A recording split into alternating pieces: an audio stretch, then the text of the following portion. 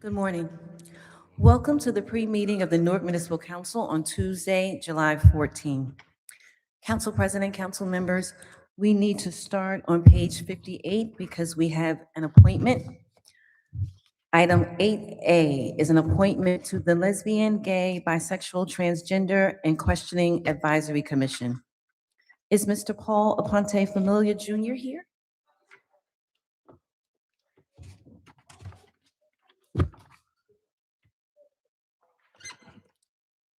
Mr. Aponte? I don't see him. He's not here. Not here. On vacation. Okay, On vacation. not appearing. Council President, council members, we are on page 3 of the agenda. Item 5, reports and recommendations of city officers, boards, and commissions. Okay. Any questions? Seeing none, continue. Ordinances on public hearing, second reading, and final passage. 6P SFA is an ordinance ratifying and authorizing a 10-year extension to the tax abatement granted to Claremont Newark Urban Renewal LLC for a project to undertake improvements to the FBI building. Any questions? Seeing none, continue. B, an ordinance amending special improvement districts to amend various sections, increasing the administrative fee retained by the city tax collector from 1% to 2%. Any questions? Seeing none, continue.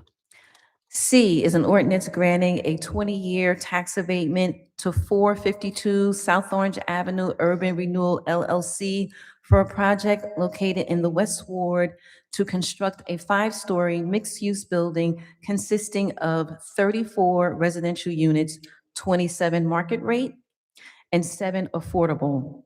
Sponsored by Councilman Kelly, second by Councilman Council. Any questions? None? I just have one Yes. quick question.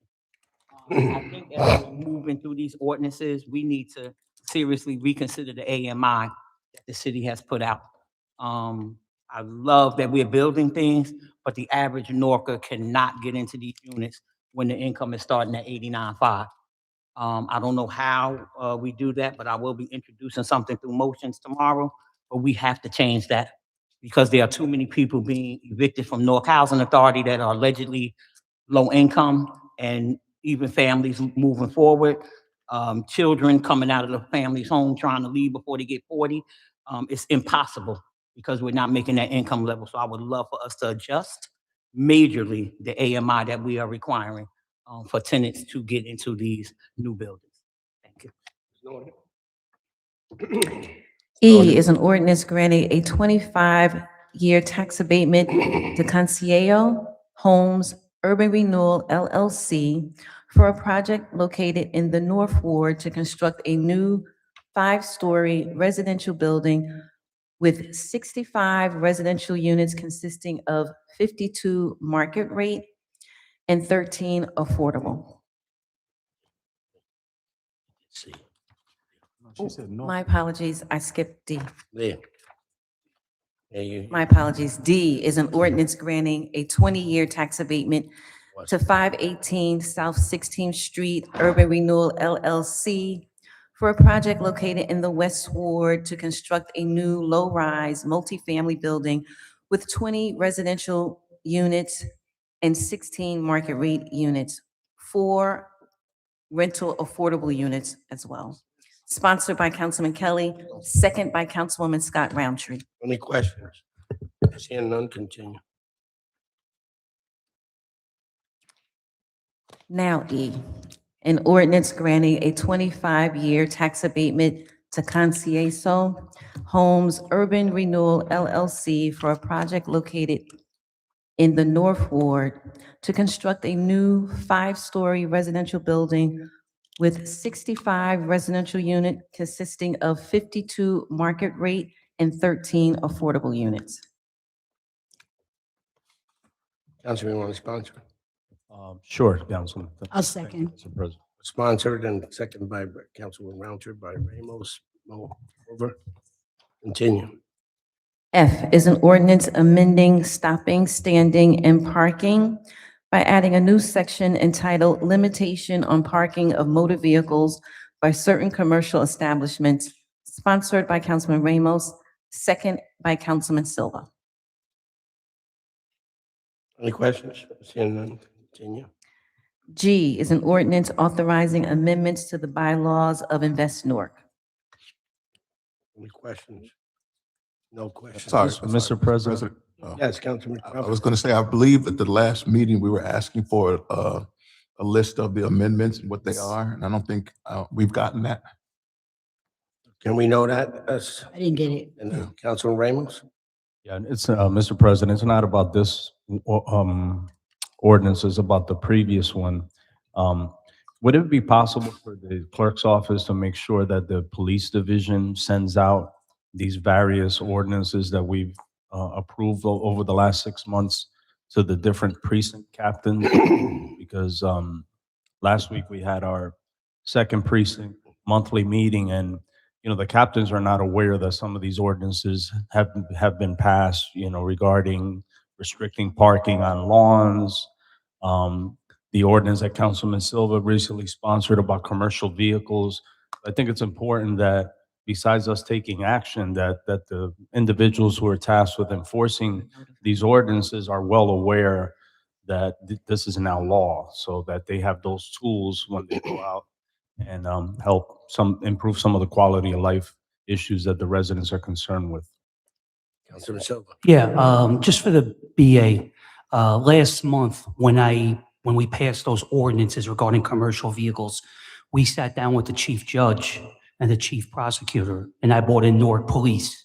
And the chief judge had mentioned to possibly create some type of committee that we would meet once a month, from the council to the police to the courts, to make sure that we're all on the same page, as Councilman Ramos was saying. Mr. BA. Good morning, Eric Pennington, Business Administrator. I certainly understand the intent of what it is you want to do, but it'd be inappropriate for the chief judge and police to have a meeting about the prosecution of claims without having a public defender and administration be present. And I generally think that that would not be the appropriate approach. I'm happy to talk to you about what the appropriate way would be to go. I'm a little surprised the chief judge didn't let me know that she was having these meetings. And I would have made myself available to attend, and likely would have suggested an alternate route. I think back to Councilman Ramos's point about making sure that the police captains in the particular precincts are aware. We certainly should have that done. I don't know if the last legislation that Councilman Silva sponsored that went through has gone through the 20-day waiting period. I think it has. But we have to have the 20-day waiting period before it comes law, and then we can send that information out, and we should do so. We'll follow up on that and make sure. On the court one, hopefully you and I can talk about that a little bit further outside of this, maybe even in executive session. It was just more for them to, because sometimes they don't get the information from here, and cases get dismissed, and that's what was happening. And so it was just for us to all be on the same page. That's all it was. There was no ongoing meetings. It was just one meeting just to make sure that everybody was on the same page regarding whenever the commercial vehicles or another ordinance that we're passing comes in front of them, they're aware of what the new ordinance changes. Yeah, I think the intention is absolutely fine. I don't want to go into too much detail, but I don't want there to be a perception that there is inappropriate influence from the legislative body on the court. But I would like to talk to you about that perhaps in executive session. Councilman Ramos. Yeah, and I think the clerk's office should take an active role, just making sure that, I've sponsored a number of ordinances that deal with quality of life issues. I think it's great that we get board of the council, but, it's important that the individuals at the precinct level on the police side know that these ordinances exist, because those complaints do come up, and Councilman Quintana has some of his staff there. And, we try the best we can to legislate to address some of the issues that the residents bring up, but the enforcement is key. And for them to know that we're, those issues are not being taken lightly. So, That's fine. If I could have the captain address it a little. yeah. Morning, Council President and council members, Captain James George, on behalf of the Department of Public Safety. I can assure you the last two legislative changes that were made, there was memorandum put out to all police division users of our Power DMS system that those changes took place, what they entailed. I wrote those things myself. They were distributed. So maybe they just might be remiss of those notifications that went out, but I'll double check to make sure that everything that's current right now, anything that maybe I've missed, but those notifications are sent out that there is a feedback loop there. Madam Clerk, as noted by Councilman Ramos, the correspondence to Department of Public Safety regarding his concerns. Yeah, Council President. Yes, Council. So in light of, what Council Ramos stated, I don't think the argument should be if the information went out.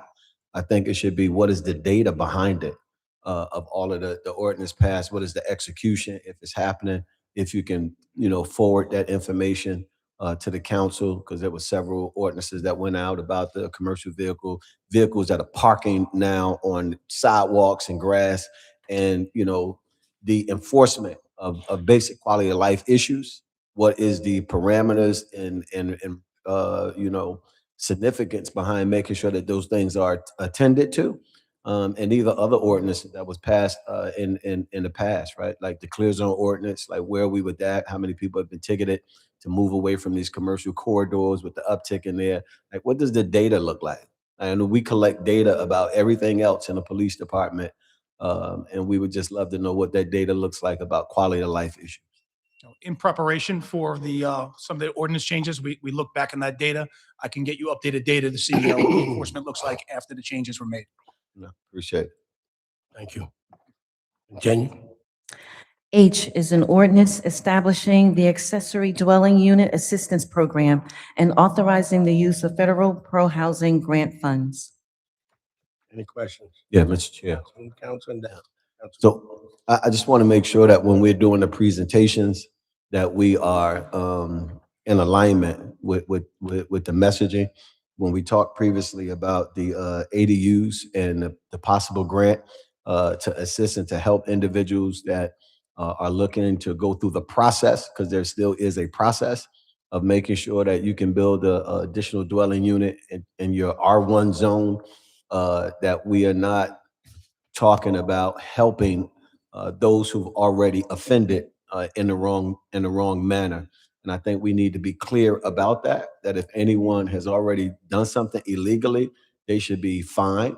And they should not be able to, go into a pool to look for support to be able to do that. And so it's important because as we go out and have these kind of community conversations, we want to make sure that the messaging is clear to residents so they're not confused about what can happen and what should happen. Councilwoman Jackson. And that's exactly my point. There have been several presentations done, and the community doesn't even know what they're coming to the meeting for because they don't understand what it is. I think that this company needs to come before us and do a presentation if they already have. Or a newcomer, I'm going to ask them to come back.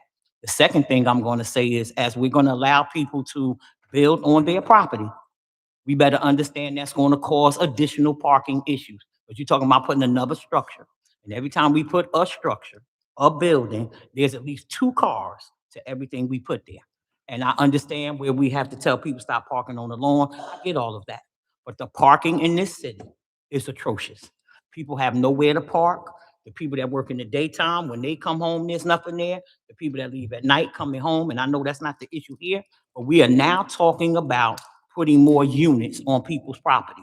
And there are homeowners that may do that for their college student when they come home, et cetera, et cetera.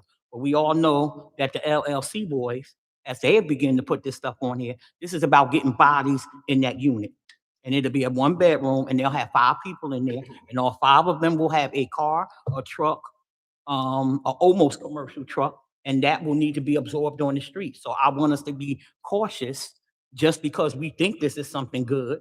We got enough empty units out here that we don't need to be rushing into letting people put another house because they got a space where the garage is. I just think that we need to pull back, and I know you probably already done went through, and I'm new, but I'm just telling you, this is not a good thing because you're talking about more traffic, more parking, more bodies, more garbage pickup. Are we considering that when we already having issues that we have now? To the Deputy Mayor. Deputy Mayor Ladd. Thank you. Thank you. Good morning, Council President, council members. Allison Ladd, Director of Economic and Housing Development. And I wanted to give a little bit of background on the accessory dwelling unit program. First, the mayor and the council approved the ability to create ADUs when we voted on the master plan and then the Newark Land Use and Zoning Ordinance. In that approval, all requests for creating an ADU had to be approved by the Central Planning Board. Also had to meet about a dozen or more criteria regarding bulk standards and height issues and ensuring that the lot size was appropriate. In addition, if the site is in a historic district, the landmarks and historic is also required to approve the application prior to it going to Central Planning Board. Second, the effort that we have before you today is to provide funding to compliant homeowners who want to build an ADU in their backyard. So this is not about the non-compliant ones. This is about someone new. So say, I have a property in the West Ward and I want to build an ADU. They have to come into Planning and Zoning office, submit an application, have it reviewed by the planning board before it can even be considered as legal and able to be constructed. Second, what we were doing is designing a program using funding, which is these dollars we received competitively from HUD a few years back called Pro Housing. And what we want to do is make sure those units are affordable. So you not only can create an ADU, but then second, if you apply for these funds, then you're able to create an ADU with affordability requirements. And so what we did over the last couple of weeks is we held some community meetings. The meetings were held in the South, West, and North Ward because that's where the R1 zones are. There are no R1 zones in the East or in the Central Ward. So I'm happy to today send you the slide deck that we prepared and that we provided to the community. I believe it's posted on the website, and I'm also willing to answer any questions now or later. But we agree in closing that the illegal ADUs should not exist. The mayor has been firm about that as well. I know he's talking to the engineering department about it. We've been on a few community walks and we've actually seen the illegal ADUs where we've had to close them down. And so I just wanted to convey that we know there are some that are done improperly and shouldn't exist. Those are not what we're saying are eligible. What we're saying is any new application. Okay, two quick questions if I can. Continue.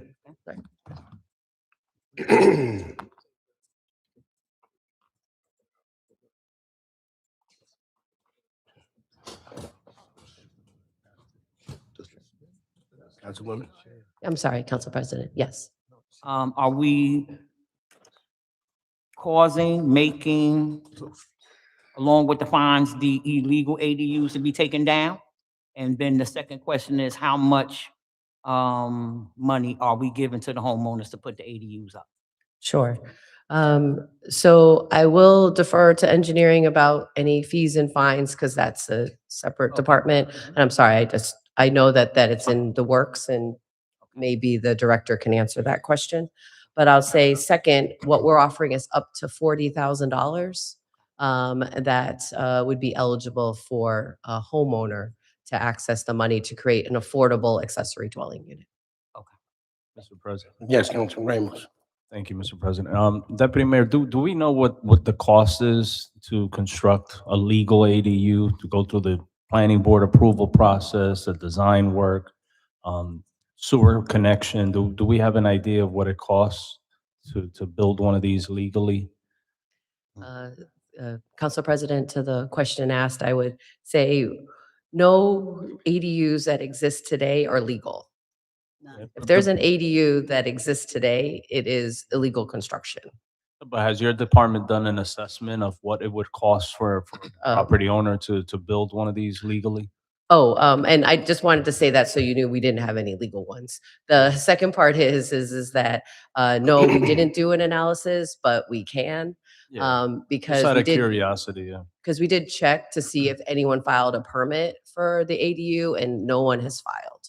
And no one has requested the ability to. So the ones that exist today should not exist. And there's criteria, right, on the grant, meaning that the ADU has to be affordable, are those criteria gonna be part of the agreement with the grant that they're receiving from the city? Yes, Council President, yes, to Councilmember Ramos's question. Any homeowner who applies to the program will, like similarly to like the Live Newark program or the facade program, they'll have to sign an agreement with the city for an affordability period based upon the program design. So yes, they will have to execute an agreement and it will be recorded against the property so that ultimately that it'll run with the land. And so they'll have to, if they sell the property, the next owner would have to assume the same affordability requirement. Councilman Roundtree. Yes, also, because I've been to all of the presentations, I just want you to also put on the record that these funds are limited. I mean, this is not an on and going for the next 20-year availability based on the grants that are the funding that's available. That's number one, so you can explain that to the public. And the second thing, I think it would be a little probably difficult you probably can give an overall assessment, but based on the materials that are used to build the ADU, we'll be able to really give an honest assessment of what it would cost to build an ADU. I mean, unless you talk to somebody that's done the illegal ones, and then they're not all quality material, they're not all built with the proper materials. And I know you said that they do have to be approved, but again, the funding's limited. And in order to give us an assessment of costs, a contractor would probably have to, based on the materials used to build a one-bedroom, because it's just going to include one bedroom, similar to a studio, if I'm not mistaken. Is that correct? They can't build a two-bedroom house as an ADU. There's requirements for that as well. Am I correct? Yes, you are, Council President, to Councilmember Roundtree's question. So a couple of things. So yes, the funds are limited. Some may remember we got $4 million competitively a few years back. A portion of that is used for this program. Our goal was to create the ability to do it by zoning and then now help with the funding so that we could have more affordable units. Second, there definitely are requirements that have to follow for the Central Planning Board and our zoning ordinance. And then in addition, I know Councilmember Jackson asked about parking. You cannot build an ADU without an additional parking space. You have to have parking available, so the people cannot have to park on the street. Okay, so you're saying, one more. Continue. So they have to park on the property, Correct. okay, which would Yes. probably be the driveway. Yes. So homes that don't have a driveway, we don't have to worry about. Hopefully, I got you. Likely a yes, ma'am, unless they decide to add a driveway in their site plan, but correct. Okay. If there then- wasn't one already in existence, then they would not be eligible. But if they were going to modify their site plan to include a driveway for the ADU, then it would go through the review.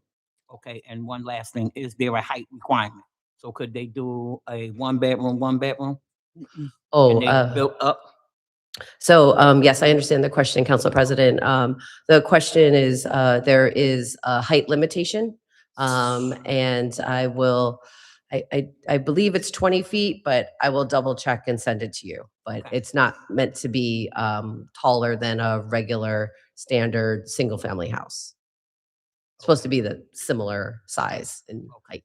So then it's possible, if I have a one family, 3 floors, I could put a double floor. Am I correct or incorrect? No, Oh, Mr. Pennington? Okay. so I understand. So, Council President, the idea around the ADU is either like an addition, Okay. like on the side of your unit. Okay. The other idea is to build a garage, and they have carriage houses. I know that some have housing opportunities there. I think the other idea is to build above a garage. So Okay. those are really the thinking behind it, not to build on top of a roof Okay. of a house. Thank you so much. Thank you. Thank you. Yes, Council President, the business administrator asked me to touch on the income discussion that was previous, if you would give me another moment. Yes. Um, So the mayor has talked with us about how to modify the income to be Newark's income. So if we look at it, we know that the Essex County median income is about 138,400. We also know that in Newark, our median income, based on the last census, is about $58,000. So what we're looking at is redefining the income, Right. and we are preparing for legislation to come forward to the council, in which the mayor will be speaking with you about that. But he agrees that we need to look at that as well. And just one quick point, when we're looking at that, can we please look at the income of those that work in the city and work for the city and see if that 58,000 is even plausible? Because I don't think our DPW guys, our clerical staff, many people are not at the 58,000. I don't, want to shine a negative light, but that's the purpose of my bringing that to the attention today, because I know that every phone call that every council person, and even those non-council, is housing, affordability. I don't use affordability anymore because we got lost in that. We should be continuing to say low income, because unfortunately, that's the community that we live in. And until we get there, I want first-time officers, first-time firefighters, first-time DPW workers who are not making 25,000 to be able to get into these units, to bring something substantial into their home and stay in that unit. But if I don't have it where it's meeting them, then I'm going to continue to have people couch surfing that don't get counted in the homeless numbers because they can stay on my couch, Councilman Cortana, et cetera, other family members in our homes that aren't counted in this homeless number when they really are, because they don't meet the criteria. And we really, that's going to be something, that I'm pushing for us to do better with, is to start this at 89.5 like we did. We left the whole city almost out of that affordability process. And I think with the vacant units that we have across the city that are allegedly affordable, we need to do better. Councilman, hey, Yes. Thank you, Deputy Mayor Ladd. And this is something that I've been talking about actually for the past 2 years, even before I was elected a council person. I would just want to ask if we could double check the numbers for the median income for Newark, because the Department of Labor, I believe, has the number closer to 46,000 than 58. But I want to double check that just to make sure that we're looking at the actual Newark municipality, because sometimes, even though you're talking about Essex County and they do the region, but sometimes they do it and seasonal. And so that seasonal number may be a little higher. So if we could just double check that median income for Newark, because I think Department of Labor has it at 46, closer to 46,000. No problem. Thank it's you. noted by Councilwoman Bay. Madam Clerk. Thank you. Thank you. Thank you. Resolutions.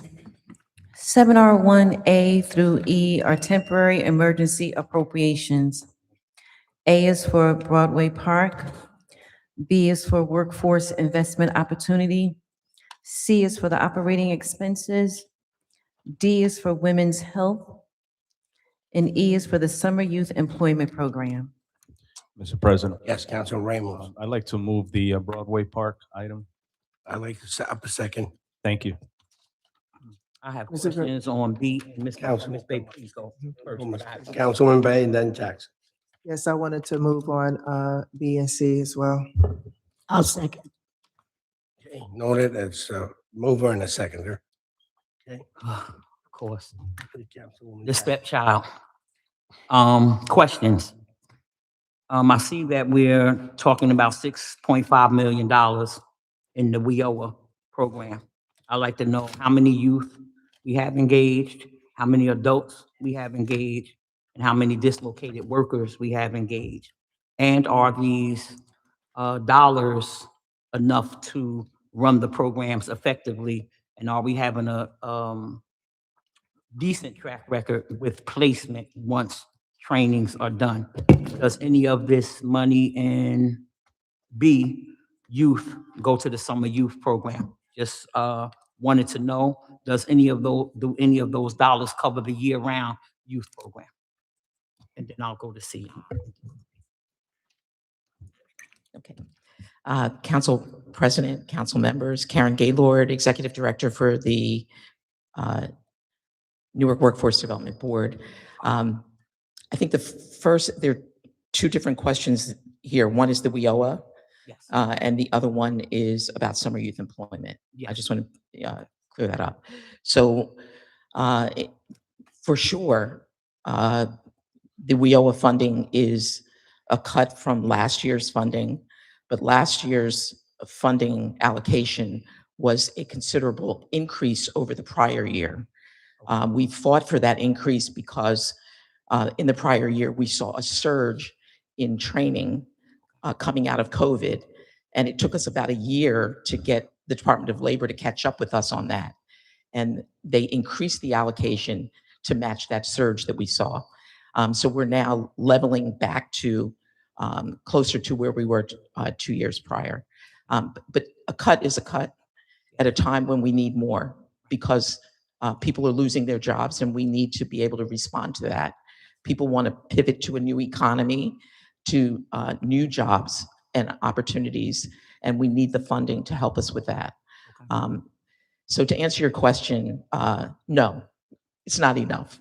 We're looking for alternate sources of funding through the Department of Labor for strategic opportunities in tech, in construction, in healthcare, in green infrastructure, among others, but those are the primary ones that we're taking a look at.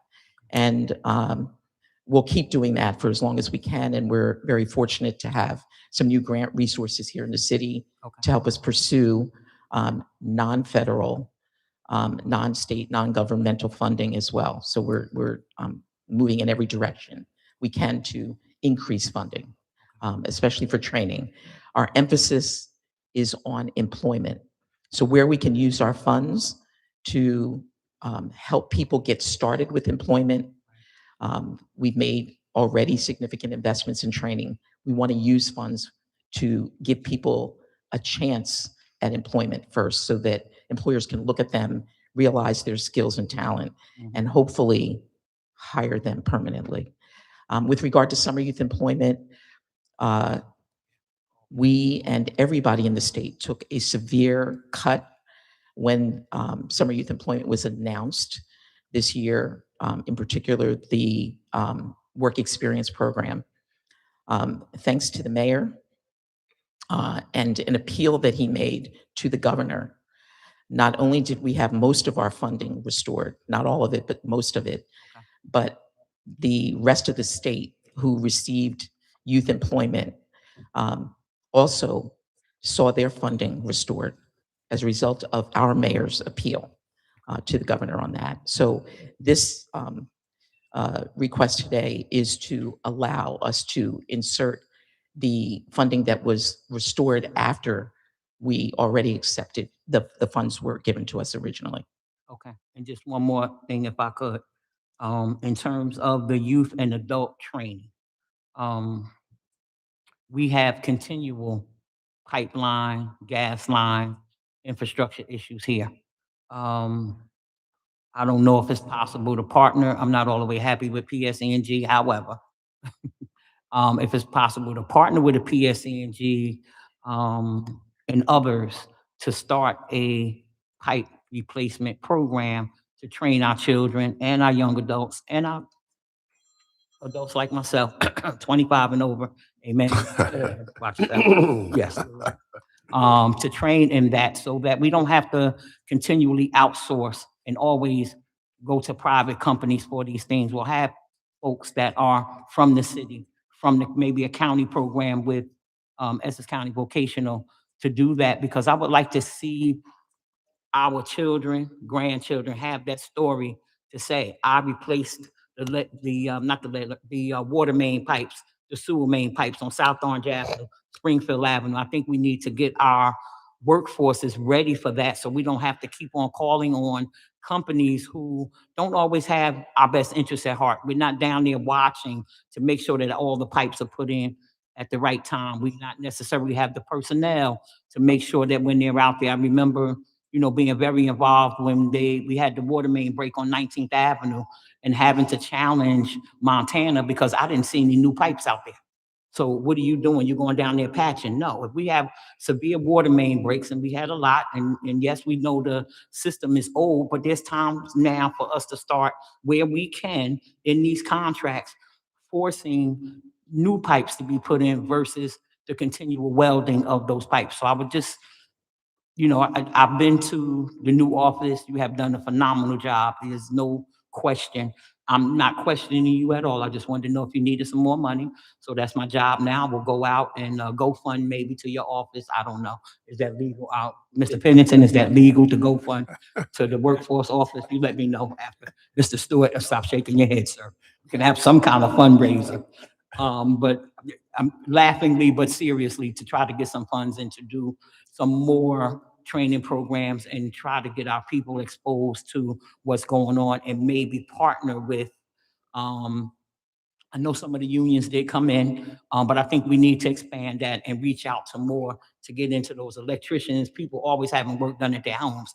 I think we could create something where we could have our people ready to create these companies to do that electrical work, that carpentry work, and get some of the young men out there, the 25-year-olds like myself, who are master masons, et cetera, to come in, possibly volunteer until we get some more money.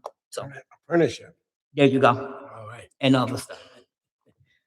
Great Thank you. question. We need all the friends we can get, and we for sure are never going to be exhausted looking for partners. PSE&G is a target of that, absolutely. But in terms of the water department, there's a great program already with New Jersey Water, working in collaboration with Essex County College. They have produced some graduates in their pre-apprenticeship program for the water department. And one of the things that we aim to do is try and place some of those pre-apprentices from Newark, who've already been identified by us in apprenticeship opportunities with the city and others. In terms of construction, you hit a really important area for us because there's a lot of construction in and around Newark, more than any place else in the state. So we are working with the carpenters, with IBEW. We need people in electrical opportunities and welding, which is probably the highest paid position aside from operator engineers anywhere. We need our people getting those opportunities. So yes, we're very focused on it. Thank you. Thank you. Mr. President, yeah, just a couple questions, one on this and one on a different item. Does your office provide reports of job placements? I'm sorry, what kind of placements? Job placements, like going through the program and then what? Yes. Okay. Can we receive copies of those so we can kind of get an understanding of how well the program is working? Absolutely. All right. Thank you. And I have another question, not on, but a different item. Continue. This is on actually 7R1D. This is for the health department. The 7R1D talks about its purpose is to improve the health outcomes of women. And I just wanted to get a better understanding of what that means. How to improve, how are you going to improve? What are the benchmarks, KPI, whatever Thank you for the question. My name is Ketlin Allsbrook, Director for the Department of Health. The $109,000 that we are receiving from the state is going to be used to expand our women health practice. The dollars itself will be used to purchase equipment, supplies that support the care in our prenatal program and OBGYN services that we provide to the community. All right, thank you. Thank you. Thank you. And I do have one Can- final thing. One more. Just on Go safe. ahead. Is this the time for it? Yes, go ahead. Okay. Where do I start? We are in the budget season. I am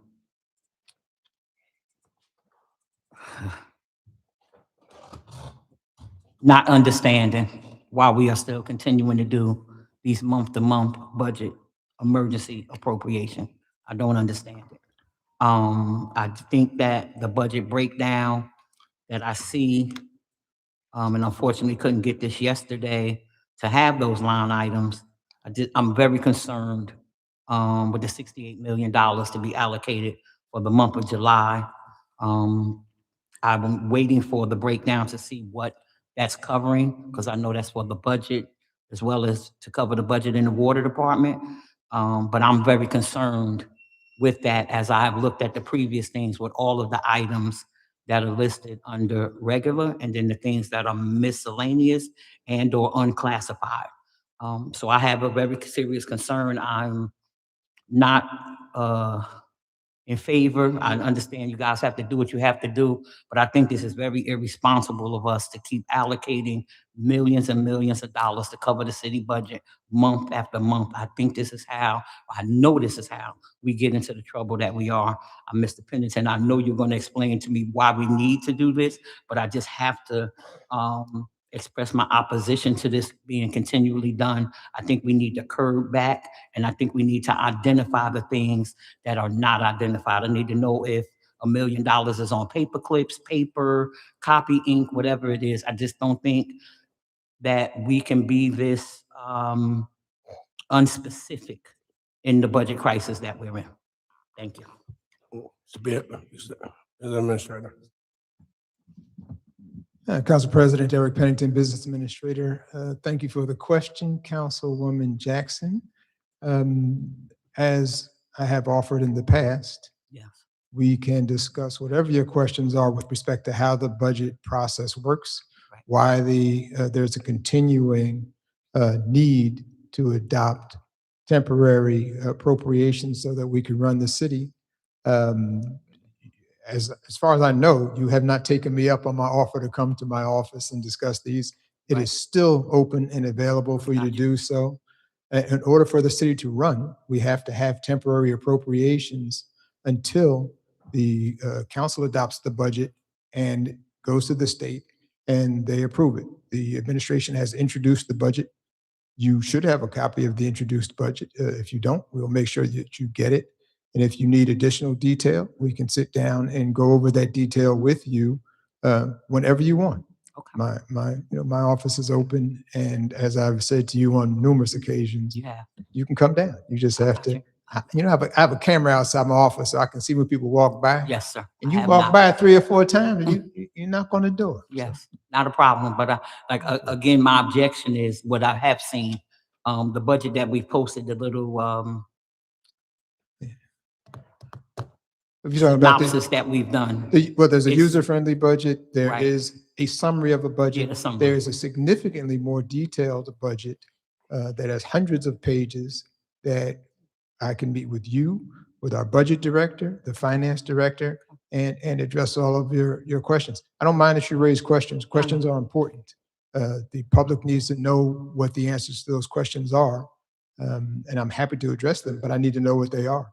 And if you ask the question from the dais, which you are absolutely entitled to do, I may not have the answer immediately. Right. But if you and I meet in my office, and then you want to come back out and raise those questions anyway, I think that's more fair and appropriate, and it will give the public a better opportunity to have a sense of what the budget issues are, your concerns and their concerns and others.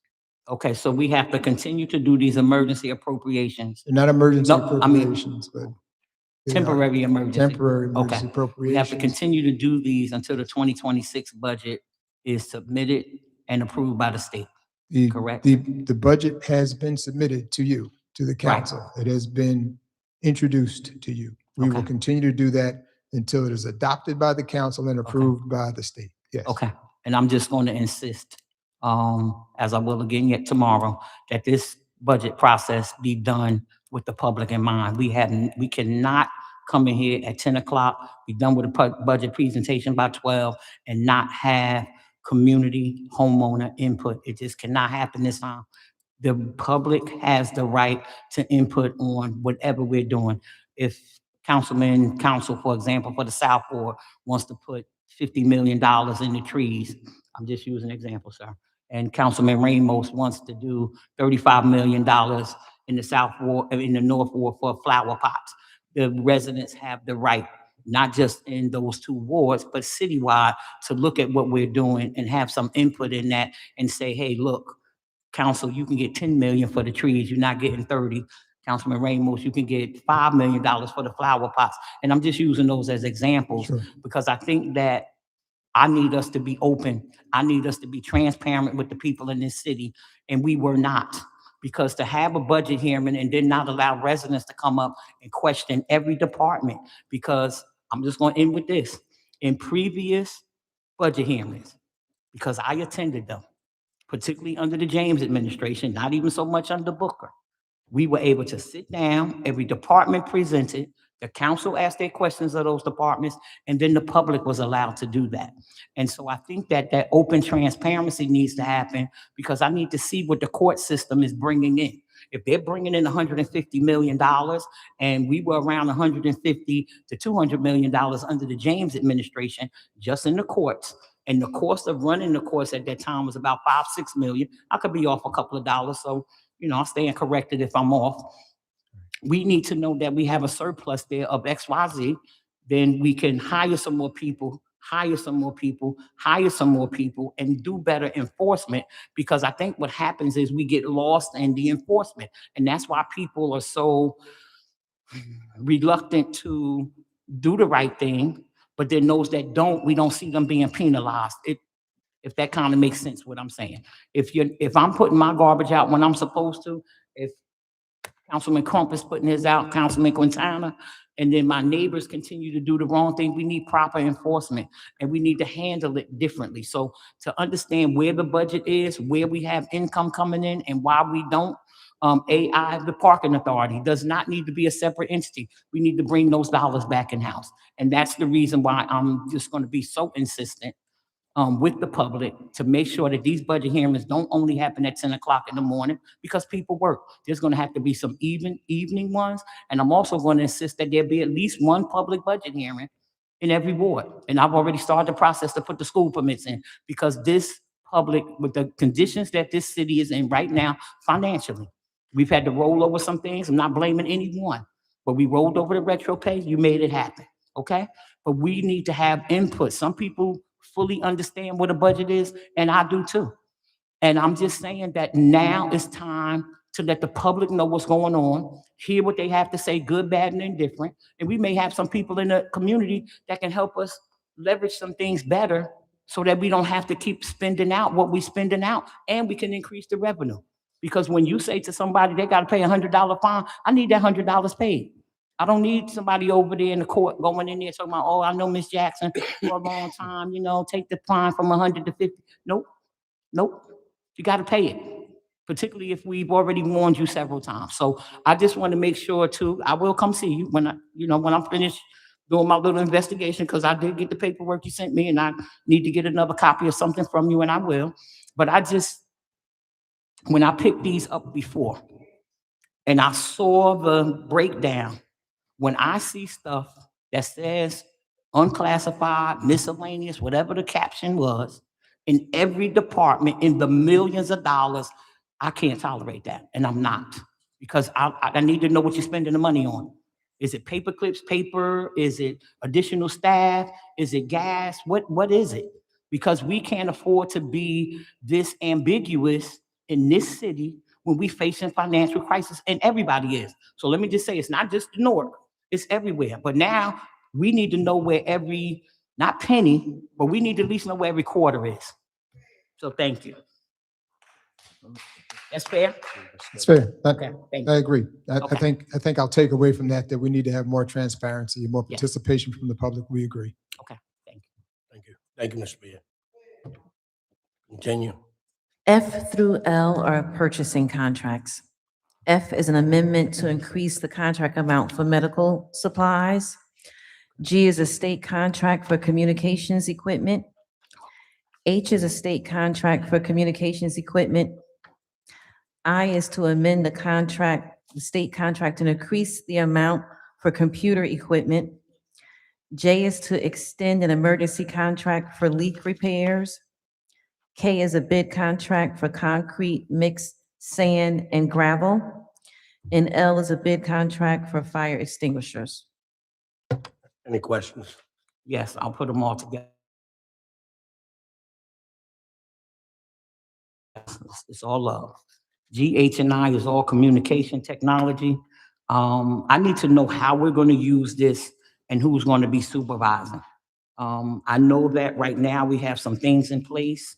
We're bringing in some new communication devices. And as we are doing that, I think about my crossing guards that are out there that have nothing, that I think should have at least a walkie-talkie and or a phone. So if I could just get a little bit of understanding as to how this is going to supplement, I'm sure most of this is for the police department, communication camera type things. Who's going to be watching that, and are we going to be doing better monitoring? Because I know what we have right now with all of those cameras on Clinton Avenue, I know it's not being monitored at the level that it should, and I'm very concerned about that. So before this new technology comes in, as we are bringing it in, who can work it? Because I know we're having an issue with that right now. Thank you.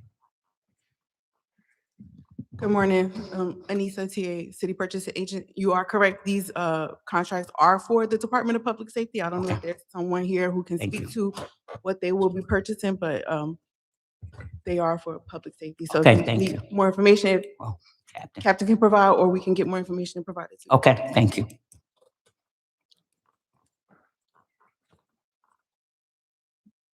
Good morning, Council President, council members.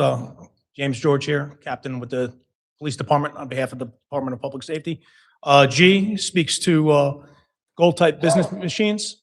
They support and install and repair many of the ALPR data machines, also the okay. MDTs, the computer mobile data terminals that are installed inside of police vehicles. They do Okay. the e-ticketing and such. As I understand these amendments, it authorizes a higher level to be spent on these things. We still would need individual authorization for those additional purchases. So I don't think there's an exact plan, but it's looking to raise the allowable upper limit.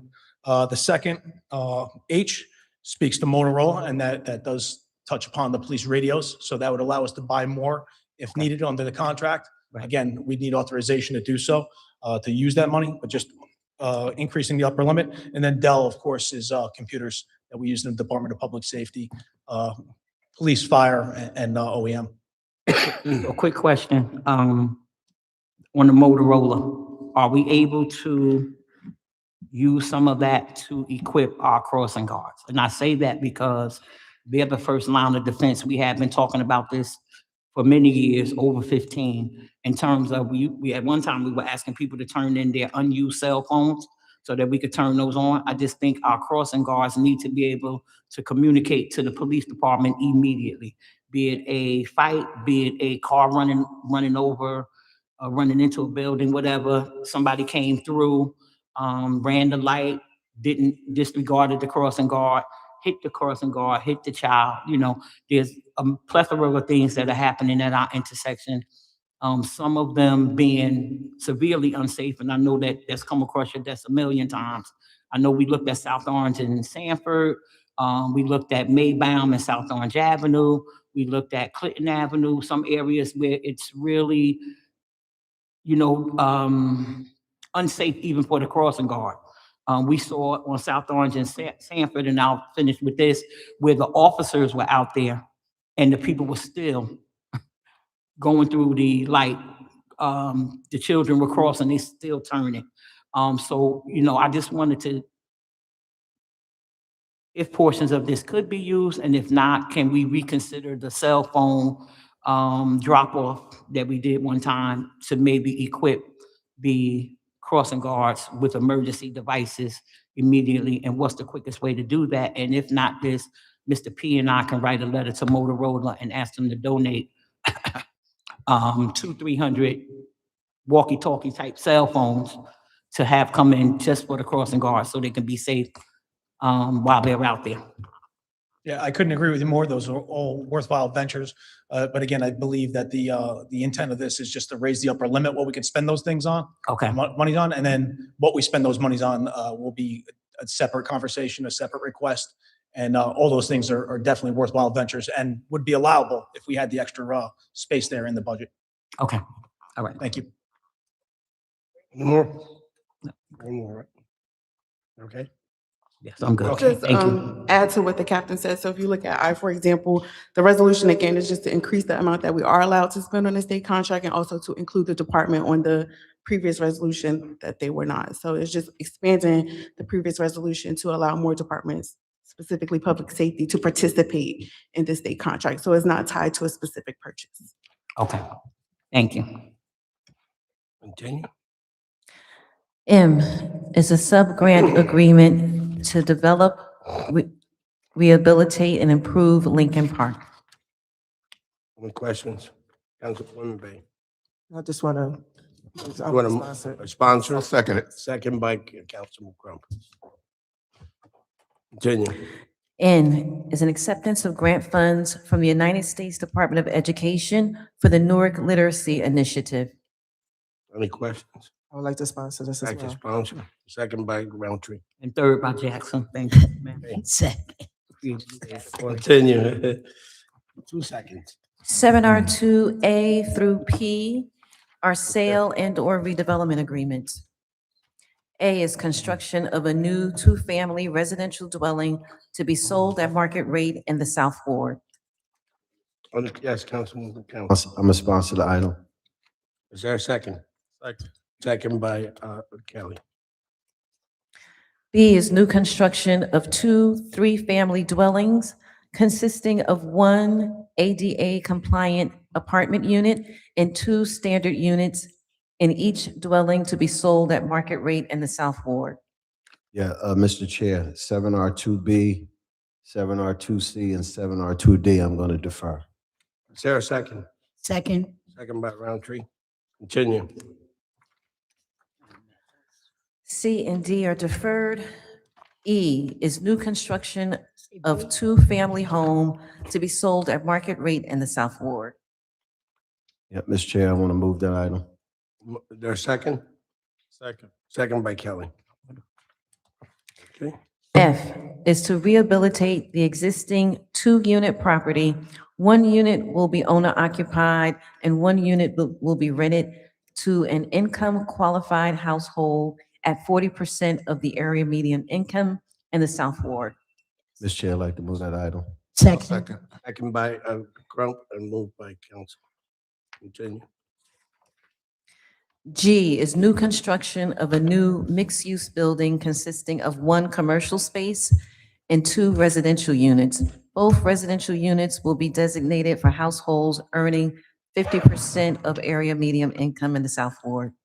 Yeah, Mr. Chair, 7R2G and 7R2H, I would like to move those items, but the concern that I have here is the amount of time that these items have taken to get to the agenda. This has been back in 2025, and now we're going on 2026. We, have to be expedient. I mean, we can be prudent and urgent at the same time when we're trying to move projects and get things done in this city. And I just want us to work to advance that, in a more prudent and efficient way. But 7R2G and 7R2H, I would like to move both of those items. Is there a second? Second. Roundtree. Okay. Continue. I is new construction of a two-family home to be sold at an affordable rate of 80% of the area median income in the South Ward. Yeah, Mr. Chair, I want to defer that item. Second. Jackson. Jackson. Continue. J is to build a new construction of a two-family home to sell at an affordable rate in the West Ward.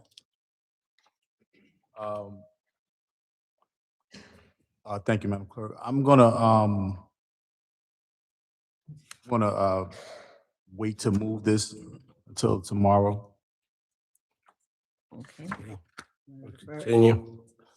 K is construction of a new two-family home to be sold at market rate in the West Ward. I have some questions, so I'm gonna wait for this one as well. L is to rehabilitate a two-family home and rent at an affordable rate of 60% of area median income in the West Ward. Quick question. I would like to get a question answered from Deputy Mayor Ladd.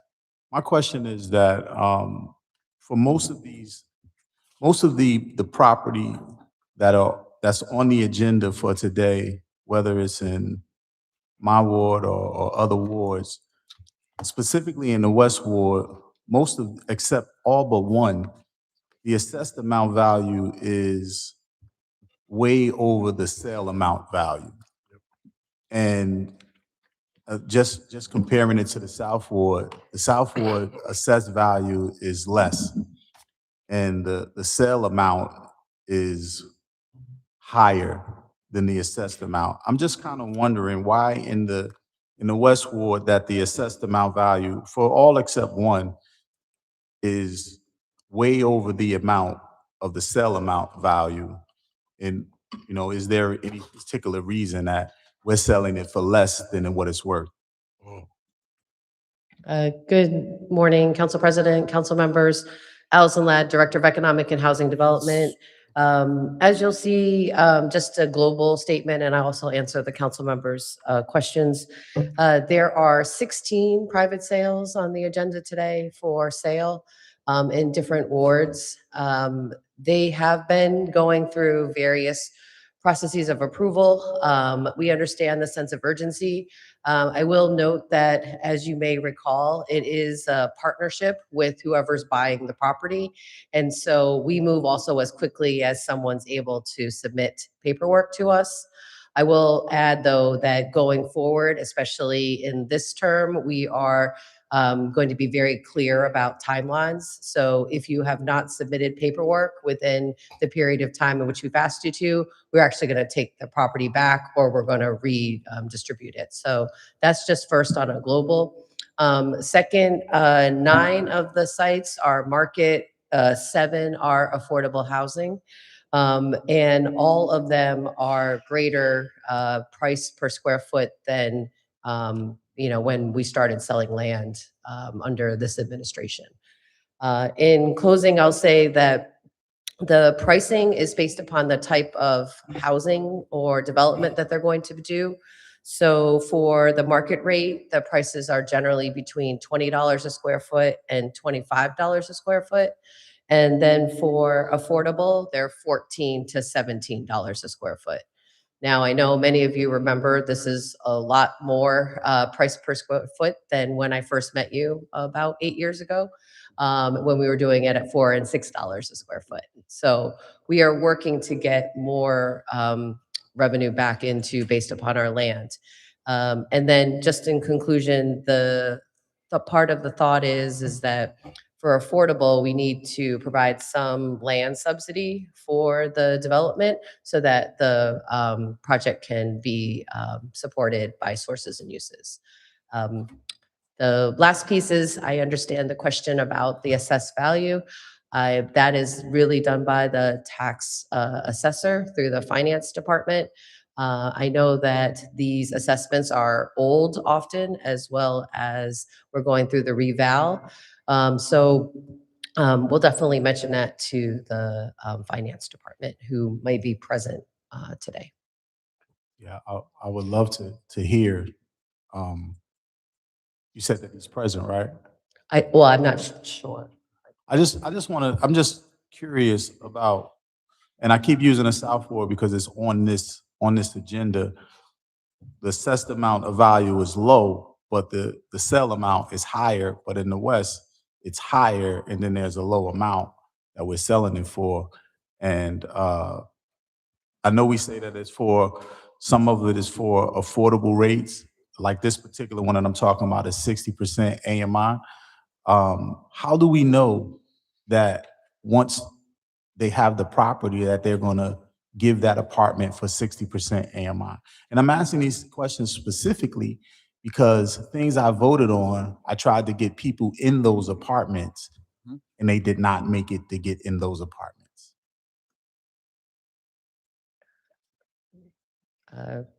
So Council President, to the question, I'm just going to speak to how do we make sure they're affordable?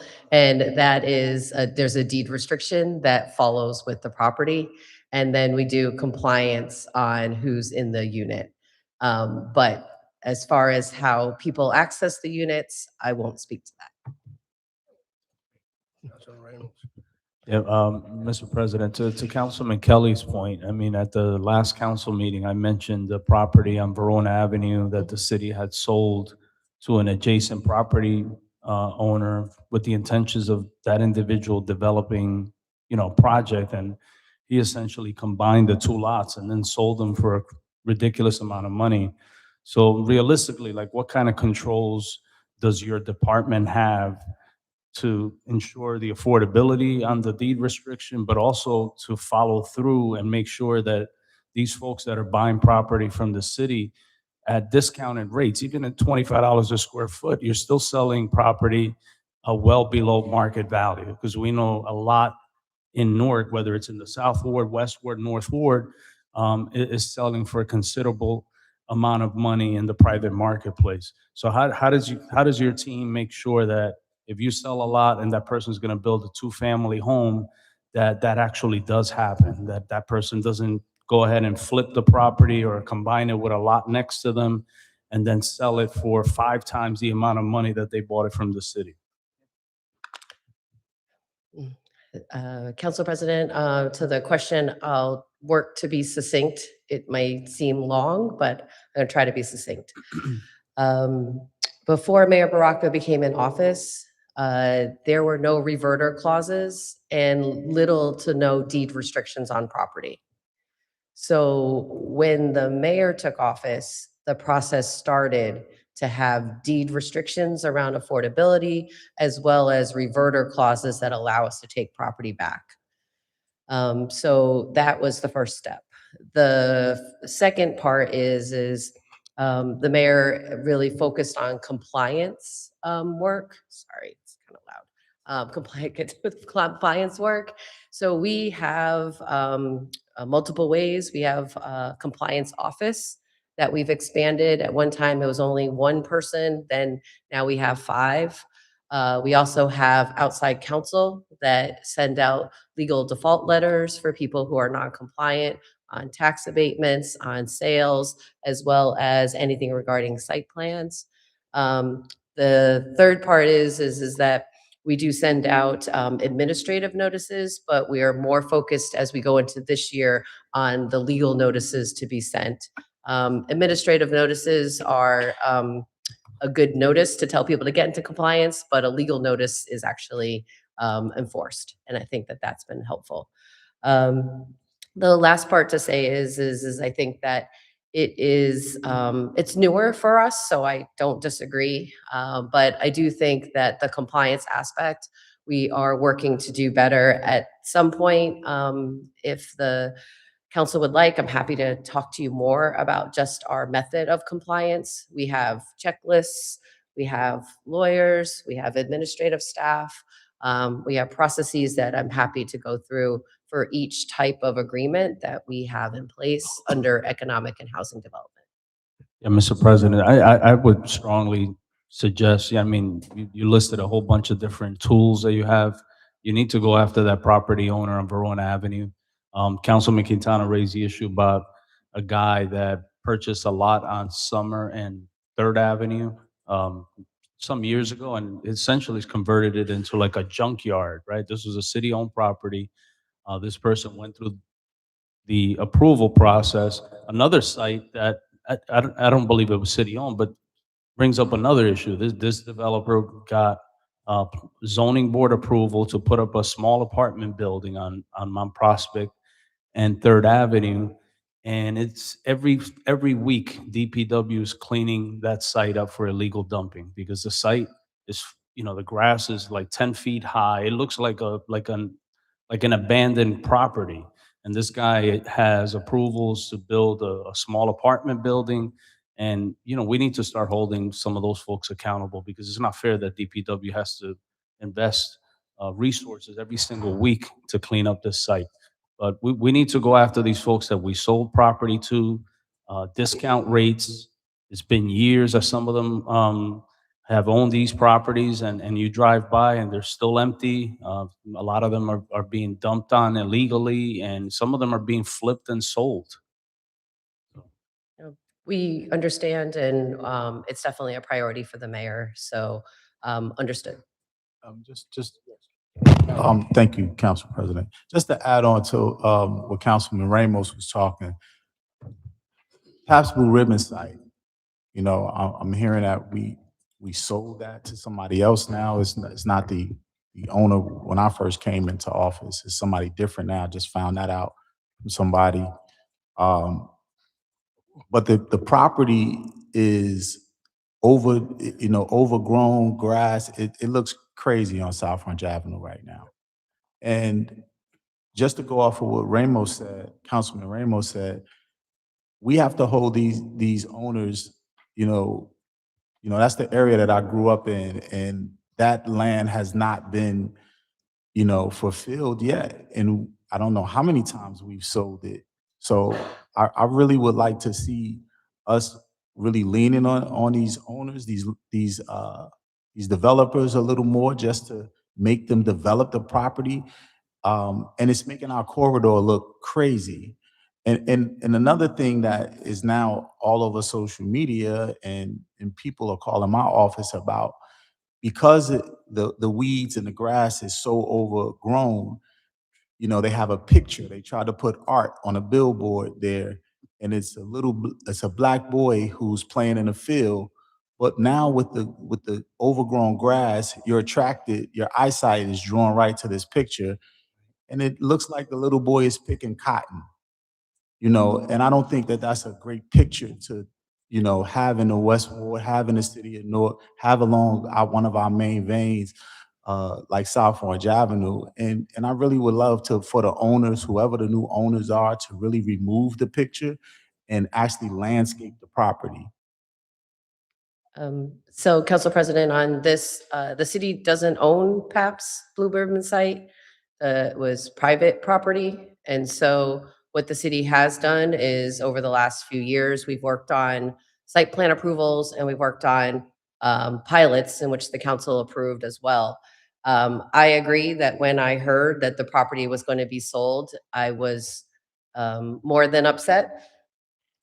Because we went through about 5 years of entitlement work with the current owner, and now they don't want to move forward. So it is a strong point of contention, I believe, for the administration, that when developers, and I remember Councilmember Ramos has talked about this in the past as well, when developers get entitlements and then they sell the property, they're selling the entitlement, and somehow they are added value to that, and that is an absolute frustration. I'll close by saying sometimes it's not a city choice. The state laws govern how we allow these entitlements to happen. But when we can, we will be putting stronger rules. One example in particular that you might remember, there's a site on William and Halsey. It was called The Vibe at one point. In my short tenure, I looked at the project 3 times. You all looked at the project in addition 3 times. So the last time you saw it, we put a 1-year timeline on it that said, if you do not get financing in 1 year, then the pilot terms were sunsetting. And so we have looked at that, but I understand the issue. The piece about the art, I'll say, is that it was a collaboration between the administration and the owner then. And I will take a look at that as well. Councilman Roundtree. Just want to say, I'm hearing that entitlement. I know all of that goes with the transfer of property, but they're not entitled to have what Councilman Kelly is saying about grass. And I mean, I know that's a lot of land to do a clean and lean on, but they wouldn't even be able to transfer or sell the property if we had to go and make sure rats and animals in Jungle Kingdom is not running around on South Orange Avenue because they've let the grass grow so tall, and I'm not that tall, so it's tall as I am, and that's not a good thing, you know. So I'm just saying that a clean and lean, I know it's a lot, but when we do it, it's a lien against the property owner, so they couldn't just keep flipping it without paying the city for us doing what they should have done in the first place. So enforcing that, and that's throughout the entire city with all of these lots. I don't know what Councilwoman Jackson and my other colleagues have said about enforcement, but that is something that we really need to look into, because that also affects the homeowners that are keeping their property, that are trying to abate issues with rodents and other things that attracts. And in reference to the artwork, the new owner should probably have a conversation with you regarding what he's saying. So they're either going to cut the grass and do that, or they're going to be fined, and whatever needs to happen with that needs to happen, because that's a lot of land, and to have greenery and all of that, you know, unless we're going to make it a park. We should have went on and let Walmart go there 20 years ago, but that didn't happen. So let's move forward and see what we can do regarding the clean and lean on the property if possible, or getting the owner to at least upkeep the property before they flip it again. Thank you so much. And just to add real quick, Kelly and then I agree with Councilwoman Roundtree.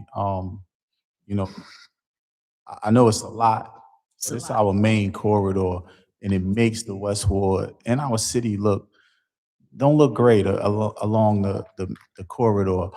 But just one thing about the art too, when the art was happening, they said I was notified that there would be art, and that they would notify my office so they can allow me to see what they were doing. Nobody ever contacted me. It was just put up there. And now we have social media and people in the area looking at the art like, why did you allow this? And I didn't allow it. Understood. I'll say that I'm Council President. I'm happy to work with my other directors to handle the matters that have been discussed. Economic and housing development, we play a role and we can do what we can do, but we'll also work with our other directors to address the issues. Councilwoman Jackson. And so the other concern on all of the vacant property around this city is DEP violations. I am not gonna harbor on it long, but I know on South Orange Avenue and Grove, there's still gas emissions. And we're not paying attention to that at all. When they were supposed to put 2 foot of fill in, that's when they put the wall up. And then they put the dirt there. We don't even know if that's clean dirt. So again, we're talking about environmental and allowing these buildings and properties and lots to be sold without checking what's going on. We got the schools around. We have data center, what used to be Ivy Annex on Sanford and Ivy. They still have the gas pipes coming out. Central High School, same thing. We just built a little house, put the gas pipes. We have got to ensure that the stuff that's going up in this city is safe, and it's not. The children can't even use the playground at Belmont Runyon because that still hasn't been fully abated. We have to be careful, even when we're building, that what we're building is safe. And these issues that we're talking about now on the lot transform into a whole bunch of other stuff I'm not even gonna get into, but it's conditions. And we have got to put something in place in law, and I guess we all gonna write it, that we can't keep, you know, they say they're private sales, but we need to have something in place in this city that when the owner decides they don't want to do what they contracted with us to do, that's one thing. And then when the person gets the land and doesn't do what they're supposed to do, that's supposed to be something else. When we give it to them and they put in 30 and 40 units in there and then don't maintain it, all of that needs to be upgraded. Those fines need to be greater, because it just has to be that way. Because folks are just doing what they want to do, and this constant flipping the land I know if I sold like 5 properties in 3 months, somebody be looking. FNBI, CNIA, and U.S. Department of Treasury. We have got to be careful what we allowing to happen here and what we allowing these owners to do. And so, again, to the councilman's point, because I'm a West Florida too, I remember when they were putting the placards up to put the art on, and I asked the young man, what's going on? Oh, no, we just putting these up. They're going to put advertisement on it. That's what he told me. So I'm thinking, festivals, that kind of thing will go on there. But then when they paint it, and again, to not contact the councilman's office to let them know what they're going to put there is the other part. But we have got to be stronger, and we have got to be no nonsense when it comes to people cleaning their property. I'm just sorry. We're gonna be calling this owner again, as we had to call the previous owner to take that stuff down. And then we need to be working with Irvington to make it happen, because the back half of the lot is Irvington.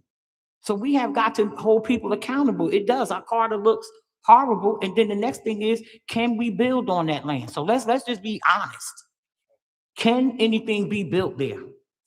And if it can, what do we need to do? And if we're not gonna build anything, we could put a rec center there, sir. We lost the Boys and Girls Club on Littleton. We could put a rec center right there, clean it up.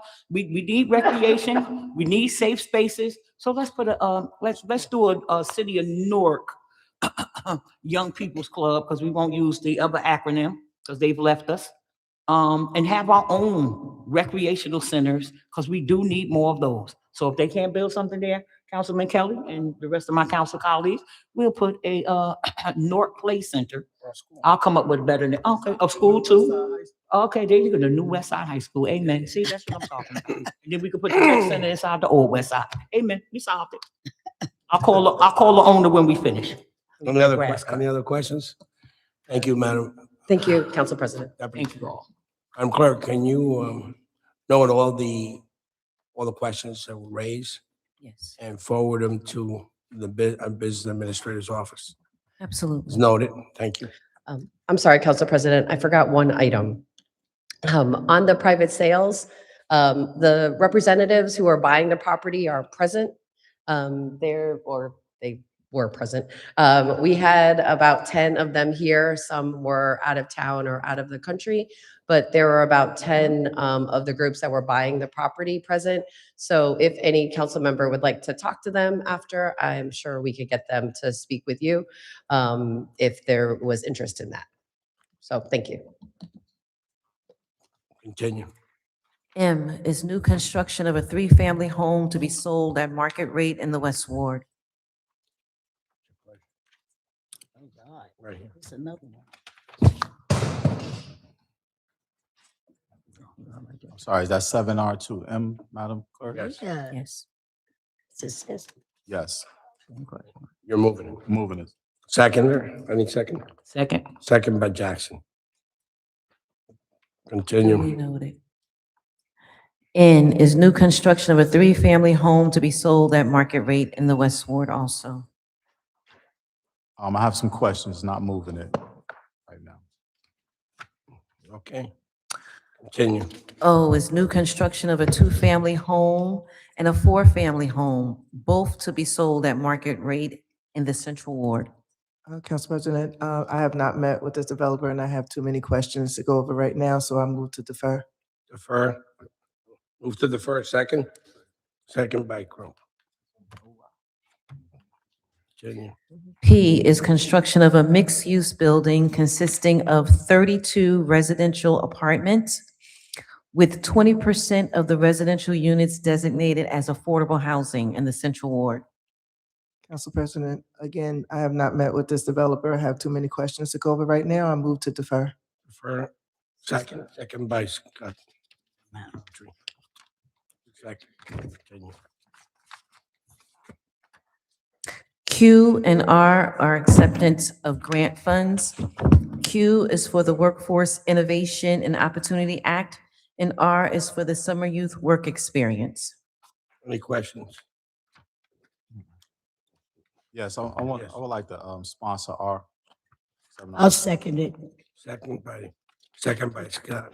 And I'd like to sponsor Q. Sponsor which Q? Is there a second for Q? Second. Second by Jackson. Okay, continue. S is a subordination agreement in order to permit the redeveloper to obtain the financing necessary for the development of 3 two-family homes for sale in the South Ward. Counsel? You're good? Okay. You sponsoring it? Are you a sponsor? You're a sponsor? Yes. Sponsor is second. Second. Second by Kelly. Okay, continue. T is an investigation for an area in need of redevelopment in the South Ward. And Mr. Chair, a question. There were some other listed items that was in need of redevelopment that was supposed to go to the planning board outside of these other addresses that are listed on the document. It was the entire Freeland Heights and Avenue area. Did we ever get any information or word back if that ever reached the planning board and if it was approved or not? We were waiting for information for that as well, because I know it's critical for what needs to happen on that corridor. Council President, Allison Ladd, Director of Economic and Housing Development. If I may just ask the council member a clarification question. Sir, so were you thinking about the airport redevelopment plan, or are you thinking about a different plan? So we had on the agenda the entire Freeland Heights and Avenue area in need of redevelopment. I don't know if part of it was the airport piece, but it was the entire Freeland Heights and Avenue, along with all of the streets corresponding around it. And it should have been a planning board a long time ago, and we're just still trying to wait to see what was the outcome of that, so that we can try to have some kind of conversation moving forward about what that means for us and how the administration is going to, move on what is happening on that corridor. No problem, Council President. I'll follow up and let the council member and council know. Thank you. As noted. Continue. 7R3 A and B are change orders. A is for the Ironbound Roundabout Safety Project, and B is a change order to change the city's matching funds. Any questions? Seeing none, continue. C through G are professional service contracts for engineering services on an as-needed basis. C is GZA Geo-Environmental. D is CME Associates. E is Suburban Consulting Engineers. F is Costera, Bernard, and Fox Engineering. And G is OCA Architect. Any questions? Seeing none, continue. H through K are applications and/or acceptance of grant funds. H is for the Safe Streets to Transit Program. I is for the Sub-Regional Transportation Program. J is for the Street Resurfacing Paving Project. And K is the 5-Ward Paving Project. Any questions? Yes, Yes, Councilman Kelly. President, I'd like to sponsor J and K. As noted. Is there a Second. Second by And on Roundtree. K, I'm sorry. Yes. And on K, can we have a list of what that includes? And when we're doing this paving, are we in communication with the county and not having county rules that we should not be paving? I'm, very concerned when they do the Nye Avenue, Clinton Avenue, South Orange Avenue, Bloomfield Avenue. Sometimes they come down and they stop parking. They stop at the border and they don't continue down. So I just want to make sure that we are tandem hand in hand with the county, and just, we have enough to do that we're not paving streets that we shouldn't pave. And then one other word of caution, sometimes they come out to the main thoroughfare and stop. Sometimes they come out to the main thoroughfare and continue, and it's just not looking uniform. One other thing is I would like to know what the plan was when we are paving one side of the street. I don't understand that. How one side gets paved and the other side doesn't. Was that a cost savings? Did we go out and do an analysis to say it's less bumps on this side, more on this side? I'm just trying to understand how we only. I'm sorry. Director Adams. Good morning. James Adams, Acting Director of Engineering. There was a whole bunch of questions, so hopefully I get them all. As far as the item 7R3K, that is our Municipal Aid 2027 paving program. If the council remembers, that was sent out to all council members a few weeks ago, and I have to apologize because you would have gotten it a week earlier, but I had to review it and digest it and understand how the plan works before I sent it to the council, which in order it was sent to the mayor. So specifically, there are 2 streets in each ward, the central, east, north, south, and west, that will be paved under that program. Councilwoman Jackson, you don't have to write anything. We can give you a copy of all the Okay, streets, thank so you, you sir. don't have to write. And the way we do it is every year we analyze all the streets. We come up with a list of maybe 10 or 15 streets per ward that are in need of paving. We rate the streets and then we send it through for the approval process. Understand it'll probably be 2 or 3 years before you see these streets to be paved. The other question I think you asked was, and I think it relates to PSE&G and utility companies and work that they do in our streets, where before we had allowed them to pave half the street. Now, based on a current municipal ordinance, they have to pave from curb to curb, depending on the number of utility cuts or the amount of work that they do in the streets. And as a matter of fact, we recently had a meeting with PSE&G. We're going to follow up with them to make sure that they do remember that ordinance and that they understand it. And just one more thing if I could. Oh, let me go Okay, back. okay, go ahead. You asked a question of Deputy Mayor Ladd about illegal construction. The illegal construction ordinance from the state of New Jersey allows the construction official to fine up to $2,000 per ordinance, per violation. So, and that fine is set by the state of New Jersey. It could be from 0 to 2,000, and the construction official has latitude within that amount to find the property if there was what we would consider illegal construction.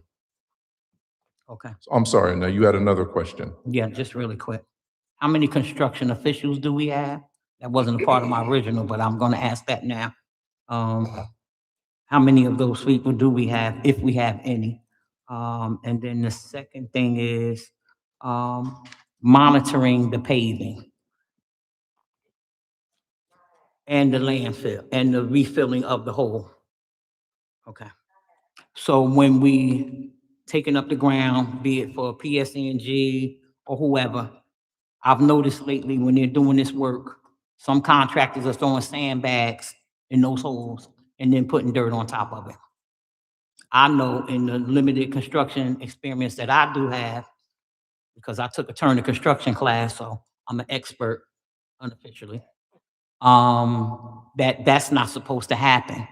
Because when the weather comes and that asphalt burns, that water is getting in and it's now going to where that sandbag is that normally would have been some dirt. So that's the reason why I'm asking, who are the construction officials and where are they? Because there's a lot of work being done out here, but it's not being refilled properly. On my block alone, my neighbors on the Telford Street side, in front of their driveways, they have a significant dip. And I mean significant, so that when it rains, it fills up as if it's a puddle. Because when they put the dirt back, the mortar back in the ground, they didn't do it properly. So I just noticed that we need to be a little more vigilant. And I know you just got here, sir, so thank you. But we need to be a little more vigilant in watching when these construction projects are going on in terms of what they are doing. I take the pictures, I send them. I know we limited on staff, but if we watch better what's going on with these folks and make sure that the paving is quality paving, because we don't need them to just put it on top of the street that is already bumped up. Some of this stuff needs to be taken down And we need to make sure that it's taken down far enough that the sewer holes are in line with the street. Because how do we pave and then I'm going boom, boom, boom, boom, boom down my street? Shouldn't be happening. Thank you, sir. So Councilwoman, you've hit on probably a sore spot in engineering and traffic and signals. We do not do a good enough job in watching the paving. It is due to staffing, which I know people don't like to hear. At one time, we did have somebody who worked for traffic and signals whose only job was to follow around utilities, PSE&G contractors to make sure they were patching the trenches properly, they were compacting it properly. Unfortunately, we do not have that person. We're looking into that, and that's something we are going to pursue based on the amount of paving work that's happening. But right now, we manage it. Our traffic and signals division is probably at least 2 engineers short of where I think they should be. Let me answer another question. You mentioned construction official, and I understood what you said. However, in our vernacular, the construction official is the person who's responsible for the UCC office. He manages the electrical, building, plumbing, elevator, and fire inspectors. The state allows us to designate one person as construction official, which is George Perdone. However, there are a few people in our office that have construction official license, which is issued by the state of New Jersey. Okay. Okay, so we have about 4 people. It might be about 4. And one of your previous questions was on the qualifications of the people in the UCC office. Yes. The state of New Jersey issues their license. Anybody who works in our UCC office, you can go to the state of New Jersey Department of Community Affairs, look up their name, and it will list their license, what they're licensed to do, and when their license expires. Okay, so then we need to do 2 things. We need to open up the request for that position, correct? So that we can have more people because we're short-staffed. I'm currently short-staffed in the building for the building trades of at least 2 people. Okay, so I'll help you and I'll speak to the administration and we'll get that open because we need to have these things in place. There's a lot of, as I ride around and my council colleagues and the people in the community, these buildings, like the one on South Orange Avenue in Cedar, right? Cedar, Chelsea. Right now, that wood has buckled 3 and 4 times. And my concern is that as these buildings are going up, when water hits wood, mold forms within 48 hours. And then you turn around as soon as it stops raining and they're putting up the piece of paper, alleged insulation on top of the wet wood. I have a problem with that, but I don't see enough construction officials out here watching what's going on. Do I want us to build? Absolutely. But I'm very concerned about the rapidness of it and us watching what's going on with that. And then, once we get to that point. So I'll just personally ask right now if you could send someone by for us in the West Ward to check on, because they're not finished. They have not put the insulation layer up yet on that building on the corner of Chelsea. Am I correct, Councilman? Yes. Chelsea and South Orange Avenue. They have replaced the wood several times, but in riding down today, I see that wood buckling on the front side. And because they don't have that insulation up, if we could send someone to look at that before that's complete, because we want to have successful projects across the city, but definitely in the ward that I and Councilman Kelly live in. So we're a dual tag team, sir. So if we could get somebody there today, because if it's not right, please have them fix it. Thank you so much. And if I can, I'm glad that Councilwoman said that, but we have, just so you know, we have sent people there, like you said, to change the wood. We spoke to them that they actually treat the wood for when it's raining. So I've been on that, and we've sent people, so they've treated the wood, they've changed the wood. Now, if she sees a new thing that's happening, yes, then we need to send somebody back out. But we have been doing that. Okay, right. Thank you. Thank you. Mr. Chair, real quickly. Director Adams, Right there. 19th Avenue.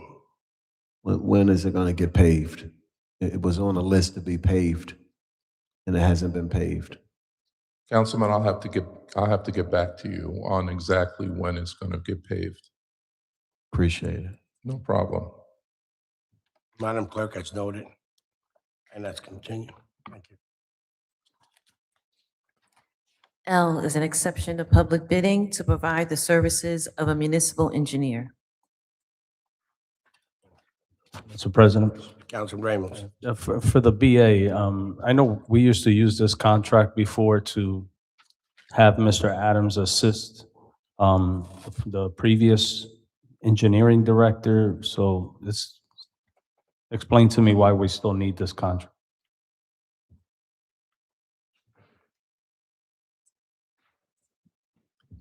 Eric Pennington, Business Administrator. I will explain to you.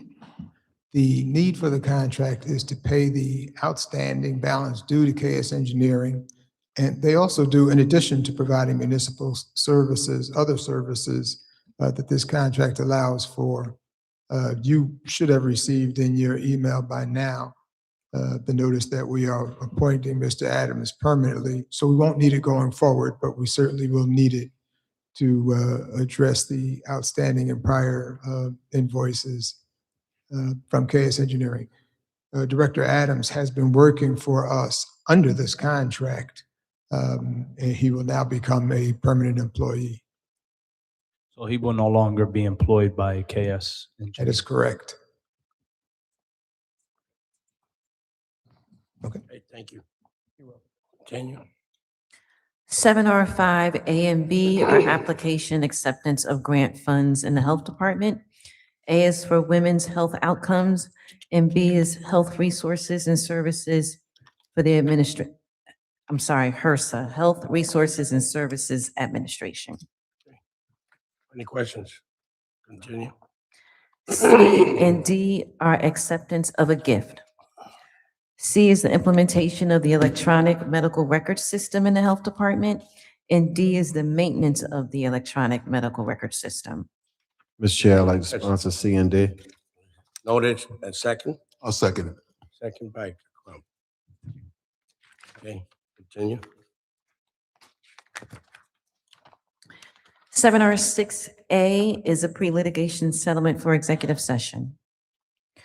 7R8A is authorizing the reading of the City of Newark's 2026 municipal budget with a public hearing at tomorrow's council meeting. Any questions? B is an appointment to the reappointment of the joint meeting of Council Member Aníbal Ramos Jr. Okay. C is a ceremonial street designation to honor Frederica Bay, sponsored by Councilmember Amina Bay. I'll second that. Third it. Fourth. All right. D is a ceremonial street designation for Deacon Eugene Vick Jr., sponsored by Councilman Council. Is there a second? Second by Roundtree. E is a ceremonial street designation for Ryan and Charity Haygood, sponsored by Councilman Council. Second. Second by Second, everybody. There's all Second, third, fourth. I heard him Oh, first. shit. Kelly. Kelly first. I heard it. Duly noted. I put a light here. F is a hold harmless agreement for movie Under the Stars Back to School Night, sponsored by Councilmember Ramos. I'll second. G is being returned to council. H is waiving the special event application permit fees for the Clinton Hill Community Action Farmers Market, sponsored by Councilman Council. Second. I is waiving special event application permit fees for the Meeker Avenue Block Party, sponsored by Councilman Council. I'll second that. We'll run a second and we'll continue. J is a resolution supporting Sebastian's Law for window guards, sponsored by Councilmember Bay. Second. Second. Right. We'll run a second. K is recognizing and commending resolutions. And J is expressing profound sorrow and regret. Okay. 7R11A is Recreation Center Program for the STEM program, Science, Technology, Engineering, Arts, and Mathematics Summer Enrichment Program. I'll sponsor. Is there a second? I'll second. Continue. 7R12A is a change order for the expansion of the water treatment plant. Any questions? Yes. Councilwoman Jackson. Can we just have some history given to the council, not at this moment in paperwork, on how long this has been going on and how many change orders have been submitted by these companies? Does things need to be fixed and repaired? Absolutely. But when I continually see 12, 15, $20 million for the same treatment plant, I have concerns. And if it's not the same, then break them down for me. Because I'm just trying to figure out, if you came up with a plan to fix something for 12 million in 2025, here we are in 2026, almost a year later, and you're asking for a change order. And they'll ask for another one, because as I look through some of the resolutions from the water department, some of this stuff is going back to 2020. So if they're not going to do the work and we're not monitoring them doing the work, who from engineering is up there even watching what's going on? We spend a lot of money on these treatment plants, and I think we need to have better accountability. Somebody needs to give us some answers. I think this company needs to come before us, and they need to tell us what they have done. They need to tell us what's the problems and why they continue to need these extensions of time, for one. And then they're going to increase the money too, because these folks don't do anything for free, particularly when they come in here. So I know there's going to be a change order for some more money as well as extended days.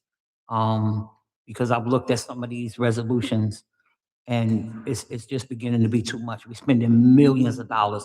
We should have a perfect water system with all the money that we've paid for these repairs, filters, and all this other stuff. So I just need them to, at some point, come before us, explain to us why they need these change orders, explain to us why they need the extension of time.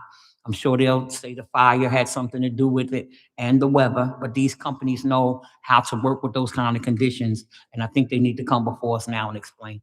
It's just a lot of money.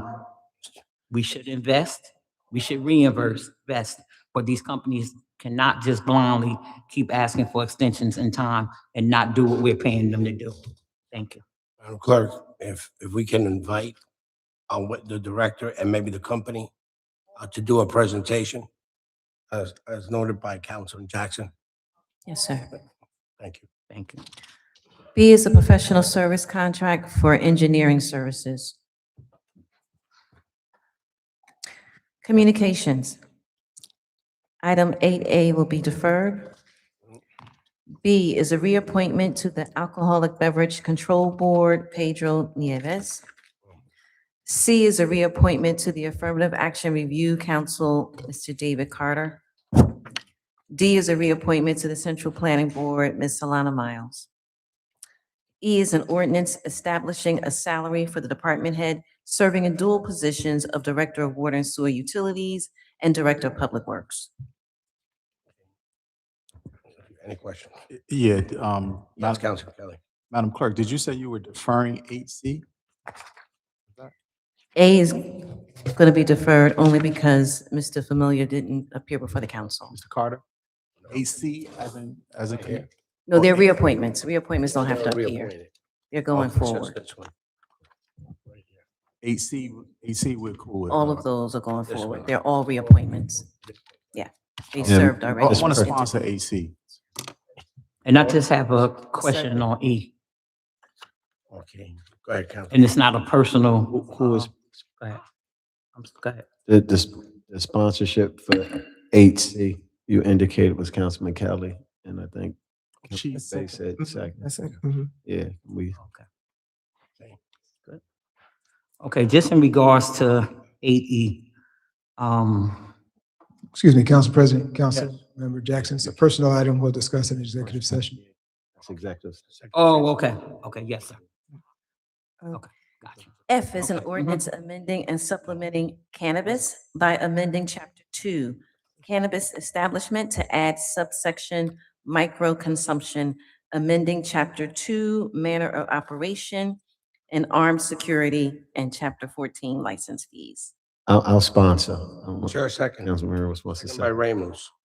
Excuse me, Mr. Chairman, Council Yes. President, my Councilwoman May. apologies. I just wanted to go back to 8D. I wanted to be a sponsor of that. Is there a second? Second. Second by Jackson. Thank you. May and Jackson. Mr. President, Yes, Councilman. for 8F, can we get an explanation of what the amendment is or are? I know it deals with, I think, armed guards, but I just want to clarify to make sure that I'm. As noted by Councilman, Okay. oh, someone's here. Okay.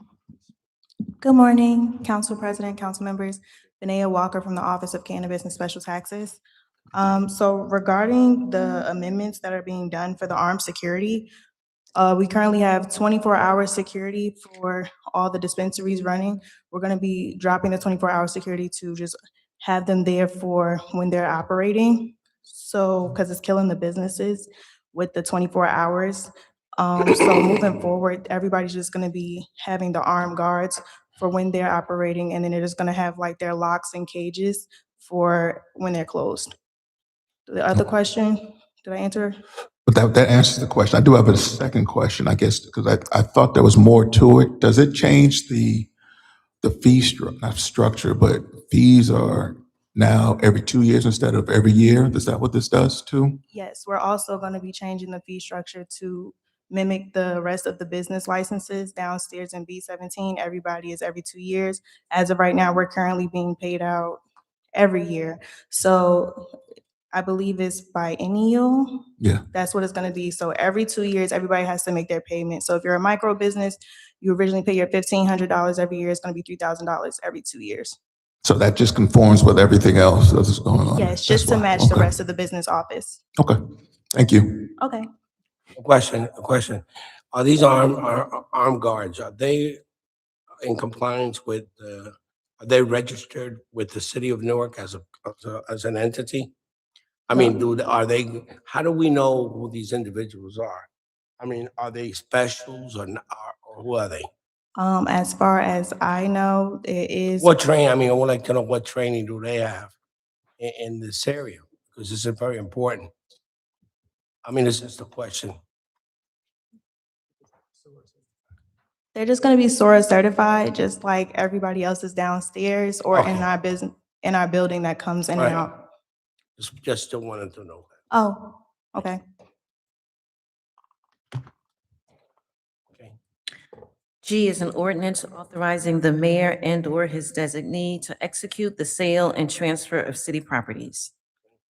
Any Yeah, questions? Mr. President. Yes, Council. I'm waiting for Deputy Director Ladd. She's walking around. So here's the intent, so we approved this ordinance earlier on and I helped to sponsor it.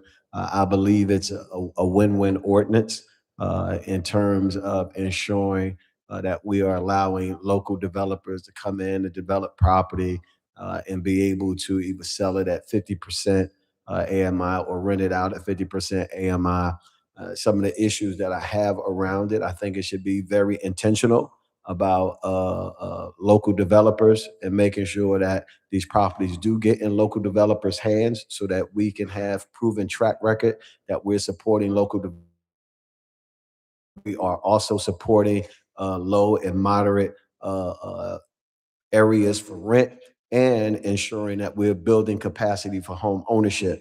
And so in the document, there's one item, and I don't know about my other council colleagues, but there's 650 South 11th Street that I have concerns about. And because, some of my other colleagues may have some addresses on that place, I don't know necessarily if we want to defer it, but I would like to have Deputy Mayor come up because in good faith, I would like to defer 650 South 11th Street, but have some kind of, a long range conversation about this to ensure that we are spot dead with making sure that local developers are getting these projects to redevelop and put back online, especially because of the minimal cost that's attached and the work that's going to be engaged with it. Mr. President, if I could piggyback on that. Also, can we get the actual principles of the developers, at least what I saw, only has listed the name of the company. But like we do when we do private sales, we usually have the disclosure forms that would provide who the actual principals are of the company. So if we could also have that. Yeah, Councilman. and what process did the city follow to let local developers know about these opportunities? Because I didn't see that in the attachment. I mean, one of the buyers is, developer address is listed as 224 Ballantyne Parkway, which is a neighbor of ours in the historic district, but I'm not aware of a Yeah, I know. company that operates out of there, but maybe they have their LLC registered out of that address. Mm. Uh, Deputy Mayor. Good morning, Council President, council members. Allison Ladd, Director of Economic and Housing Development. So this initiative, called the Community Revitalization Initiative, was publicly approved by the mayor and the council. We then posted information about the community revitalization effort. We also held an information session, which there were probably about 100 people in council chambers. And then we received 50 applications for 6 sites. And to answer a couple of the questions, to Councilmember Council's question, yes, the site that's in the South Ward that was referenced, there were 3 applications for that site. And unfortunately, the Newark-based company was one of 3, and they were not the highest scoring in that case. But again, we're happy to look at it, given guidance. Second, I will look at the address that Councilmember Ramos mentioned about about that information for that address. And last, I'll verify disclosures were requested and they should be in the file. I'll make sure they are. I did bring more for illustrative purposes. This is the package I have for all of them, so I was expecting that you would have this too. So I will verify it and make sure you have what you asked for. Okay. Any other questions? Yeah, can you give us some insight, the first 6 properties that I know that was part of this trench that went out to the other individuals, did we have any update on that? So when we have initiatives like this, I think we should move quickly to make sure that everything is in alignment with some of these folks, so that, one, it could be something that is very tangible to the community and the individuals who are building and developing. So some of these things should be fast tracked to show that we're even making sure that we're providing for low and moderate rental assistance, or lifting up, home ownership opportunities when we're doing this, not to just be in favor of the entire document, in which I am. That's why I supported it. But I'm also in favor of trying to make sure that we expedite special programs like this, so that the impact could be felt immediately in the community, as well as with the individuals who are participating in it. So I know when you had the initial meetings here, and there was, I think it was 6 of them that were initially went through. I don't know where we are in the process with them yet. Have they closed? Are any of them working on any of these properties? And just to get some background on that, that's all. Sure, Council President, to answer the question, these are the 6 sites that we are selecting the people for. So they're the sites, council member, that you're remembering. These are the 6 sites that we talked about during the informational session. And then we received the applications from about 50 groups, and then they were scored, and that's how we're presenting these 6 purchasers to do the effort about affordable housing. I'll just end by saying these properties were, we did have to relocate some families, and so we actually found them better housing than the properties that they were living in. Any other questions? No, then continue. Thank you. Thank you. Thank you, Deputy Mayor. H is an ordinance granting a 25-year tax abatement to 636 MLK Urban Renewal LLC for a project located in the Central Ward to construct 3 new buildings, each a 4-story low-rise multifamily dwelling consisting of a total of 42 residential units. 33 will be market rate and 9 will be affordable. Any questions? And none, continue. Item 10 is miscellaneous, approval of the raffle license. Council President, council members, there appears that the administration have 3 added starters. How many? 3. I, okay. No, Good afternoon, Kenyatta Stewart, City of Newark Corporation Council. So essentially, the 3 added starters are as follows.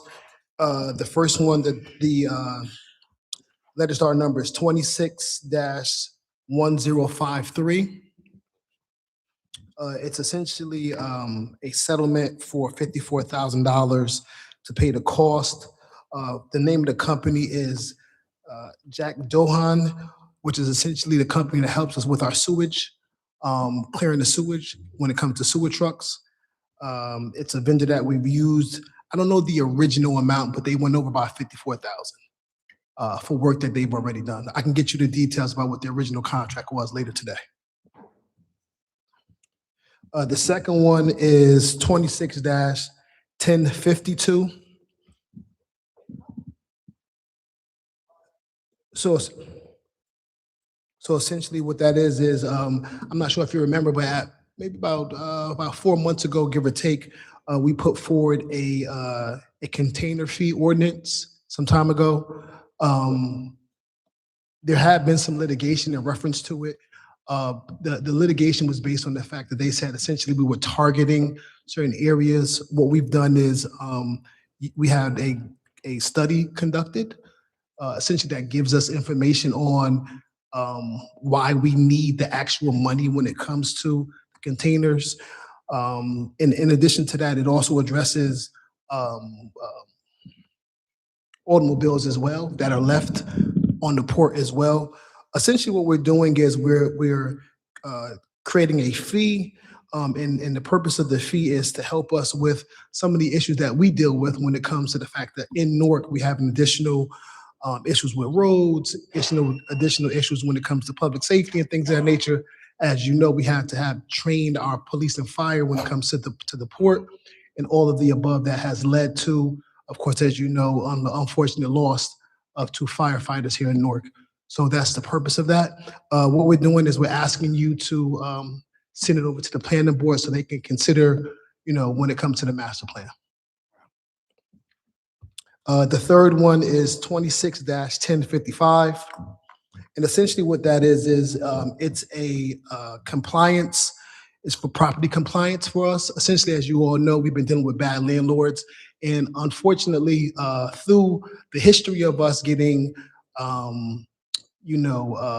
trying to get things repaired and things of that nature, unfortunately, the cost has been on the city, the cost has been on the residents. What this would do is allow us to create a fund.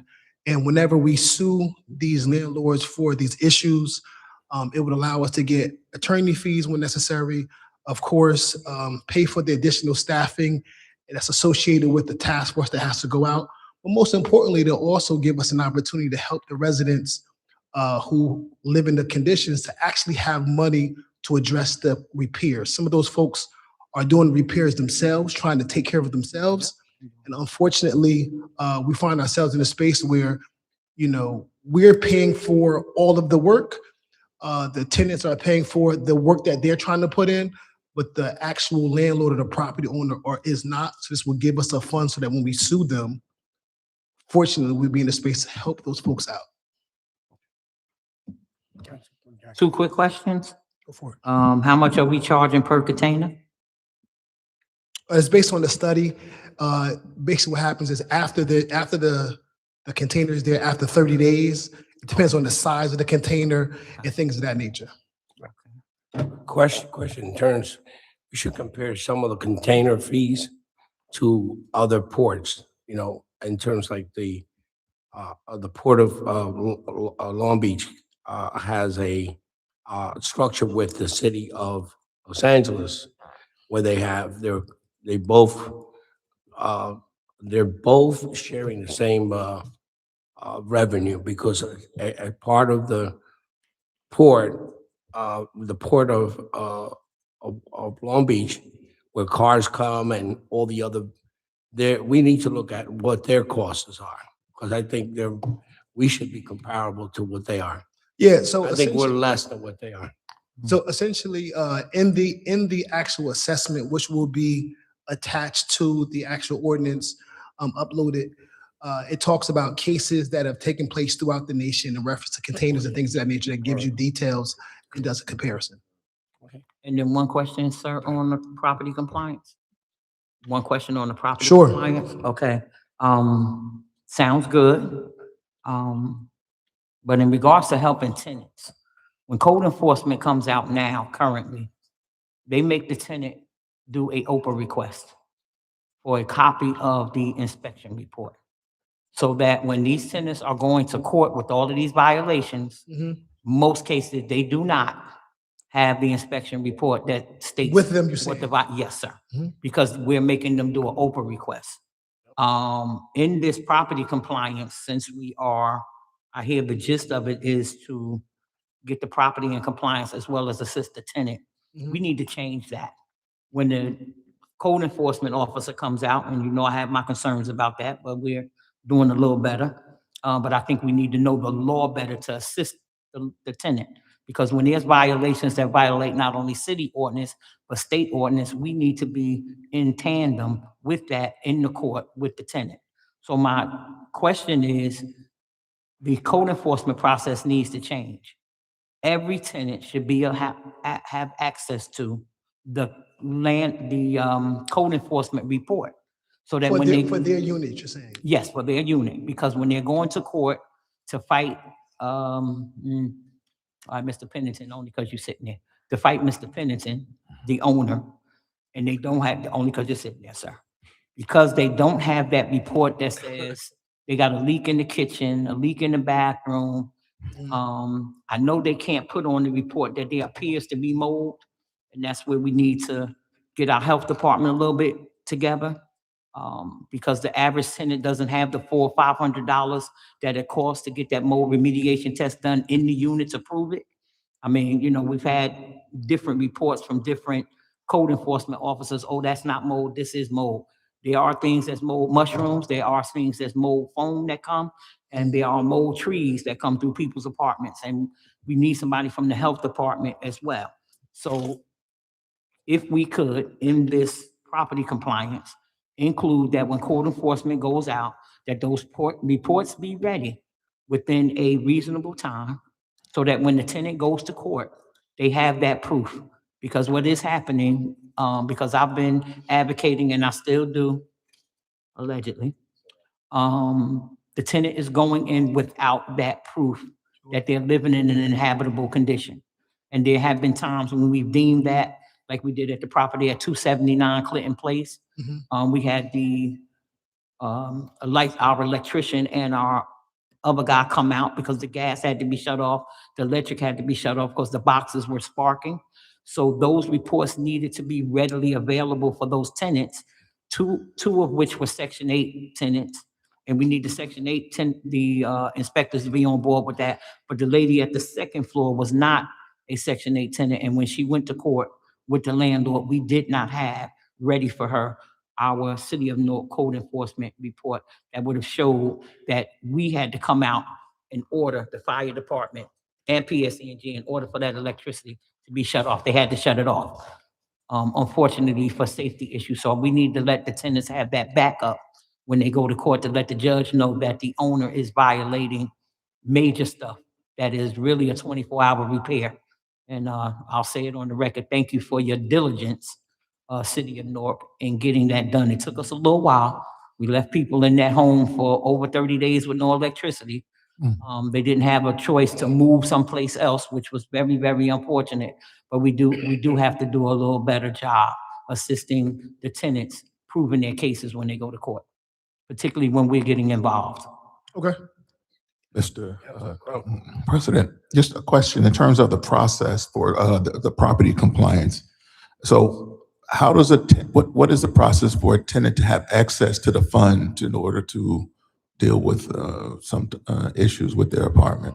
Yeah, so essentially, the first part is establishing the fund, and then what we'll do is we'll make sure we work with finance to make sure that there's a process set aside so that the funding can be associated with the actual piece of property, right? Because essentially, what I'm afraid of is this idea of I never complained about anything, and I'm taking all the funds, as opposed to you who complained, went to court, went through a process, and now you need the funds for your actual unit.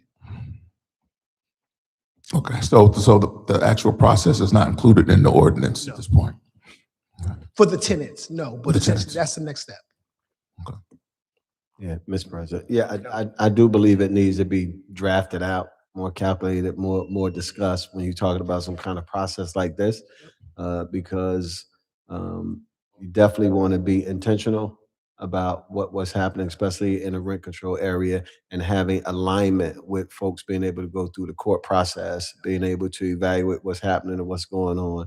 If not, then you'll be opening up Pandora's box, in areas like this, and you want to, make sure that we are prudent about, what it is that we're doing, especially when you're looking to try to draw down off of what these property folks are doing, and then making sure that there's a streamline for to be able to access and pull dollars Sure. from them, not just dependent on them. Because I know one aspect of it is you're saying, well, if we go to court and we win in court, then the court should be able to make them pay. But actually being able to figure out a way to get those dollars over To the person. into, yeah.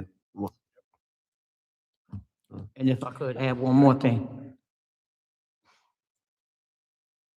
The system is broken, but a tenant should be able to file a Marini defense. And very few have been allowed to do that in Essex County. And I know that's not going to be a part of this process.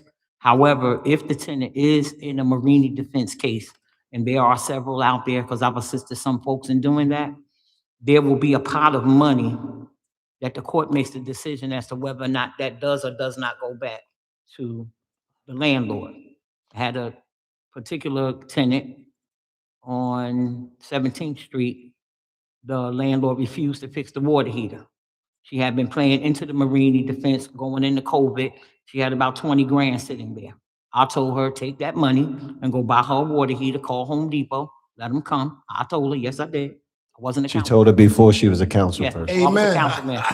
Amen. Put that on And it record. sounds like she's not going to be a Put that on witness. record. Yeah, I just want to put that on I'll record. let somebody else tell her, but Before. she came in and had the water heater done from from Home Depot and was able to pay for that. And it was a legitimate expense because hot water is essential.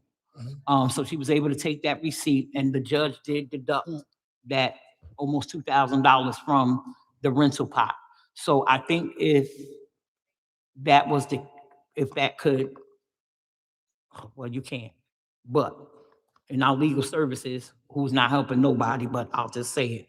If the legal help was helping tenants to file Marini. Talking about legal aid up in Essex County. Yeah, well, yeah, allegedly.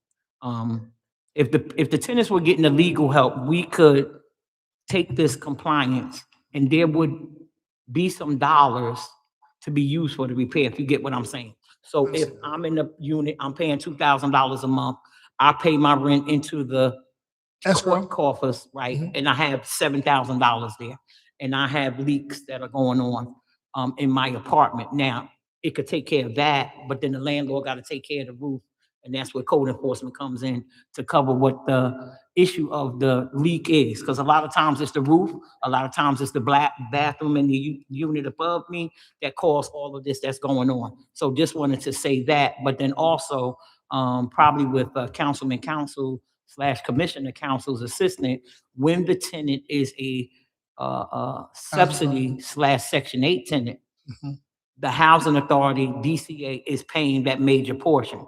And when there are violations in the unit, they do stop payment. I don't know what HUD regulation we could slip in here if we could, not saying we can or can't. But when those dollars are being held, as HUD does give Section 8 tenants money to repair their apartments when someone is moving in, we should be able to encumber some of those dollars from DCA, Newark Housing Authority, to not give it to the owner and get the units fixed for the tenant as well. I don't know legally how we do that, but I think that, you know, since Section 8 and others have the power to stop those payments because of the failure to repair, I think that something, if legally can, you're the legal counsel. I don't want to tie HUD to this because of their ramifications, their process.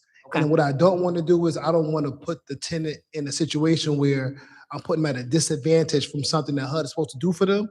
I would love for HUD to do their thing and for us to be able to still help them on our side as well. Okay.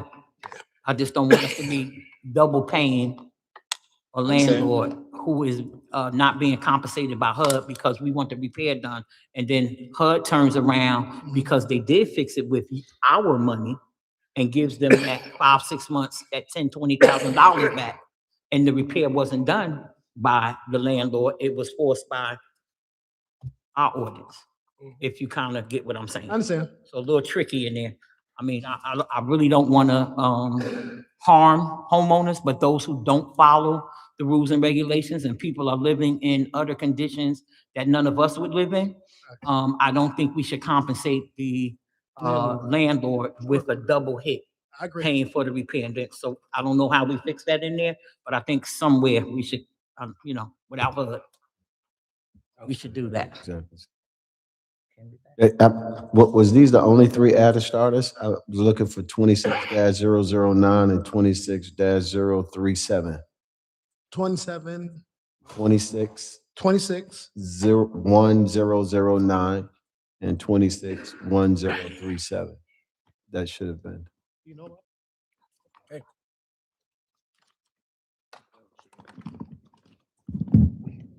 Good afternoon. Allison Ladd, Director of Economic and Housing Development. Thank you. We do have a few requests for added starters. One is 26-1037. This is modifying the affordability restrictions for a property that was sold.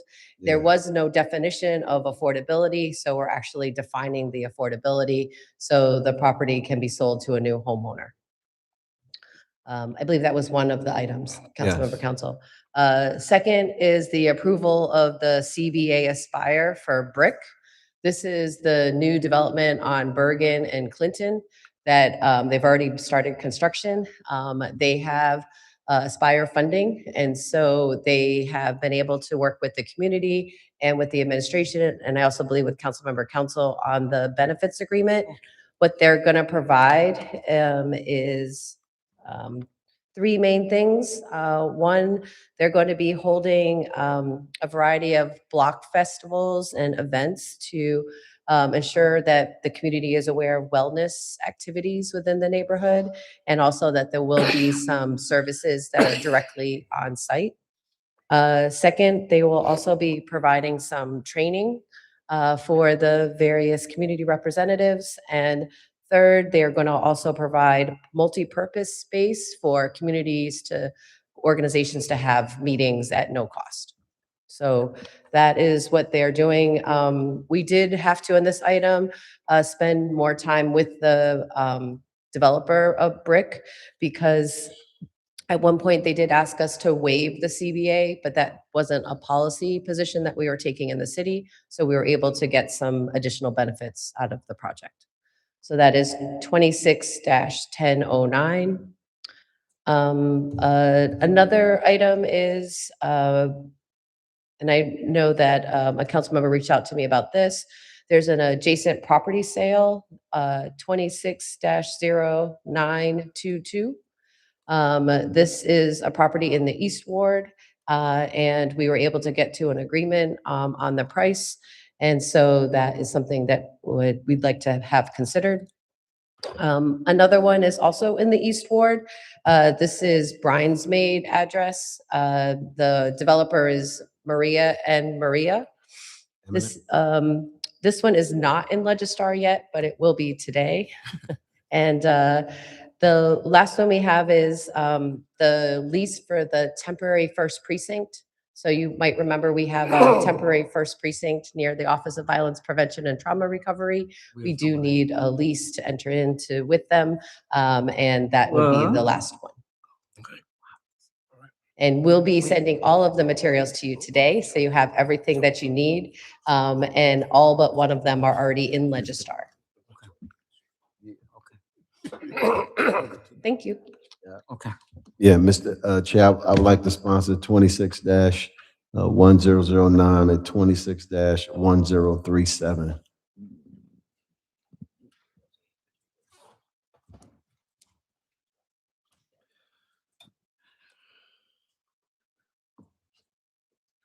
I'll second those two.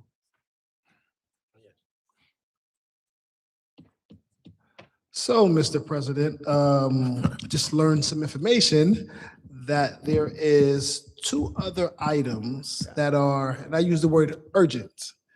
Rather just give you the information, purchasing department have an opportunity to just come talk about it, and then we'll follow up with you later today about how far they are. The first one is 26-0779. It's in reference to shot spotters, which is from public safety. As you can imagine, that system in itself is extremely important for us. It's essentially the process that we use. Unfortunately, when there is a shot that goes off within the city, it's the process and the system that they use here in the city to find out where it is. And of course, that initiates their reaction process. I'll let the purchasing department come in and talk about that. The other one is 26-0925. It's my understanding that's in reference to the security guards here in the city. There was a contract with one group.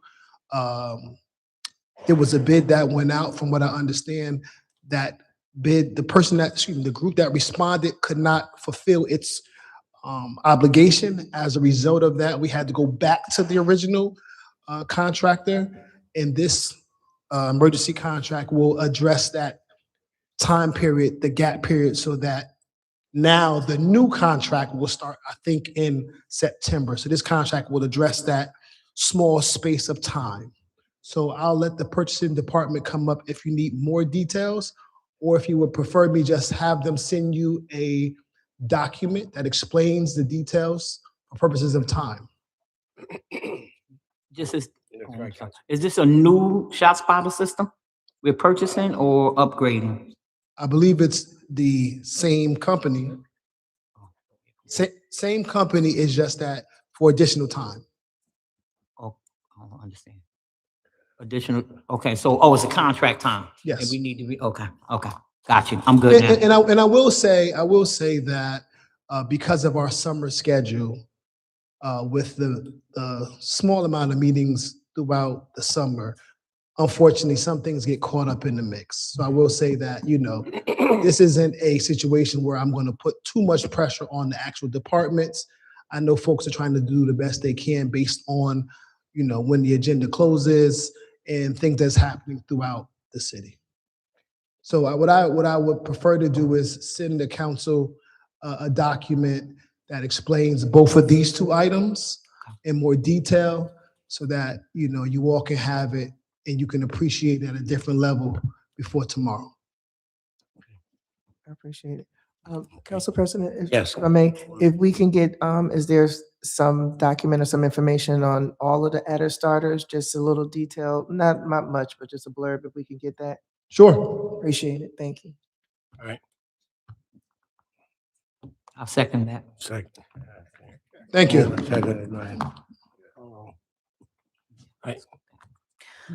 Council President, council members, we are now in the 30-minute public comment portion of this meeting, where each speaker will have 3 minutes to speak. Please state your name for the record. Is there anyone wishing to address the council members? Hey, family. Wake up, Newark. Oh, Mama, I'm so glad to see you up there. Hold it down. See you. I'm glad to see everybody up there. Silver said he's got some great event he's running to. They doing what they got to do in the World Cup.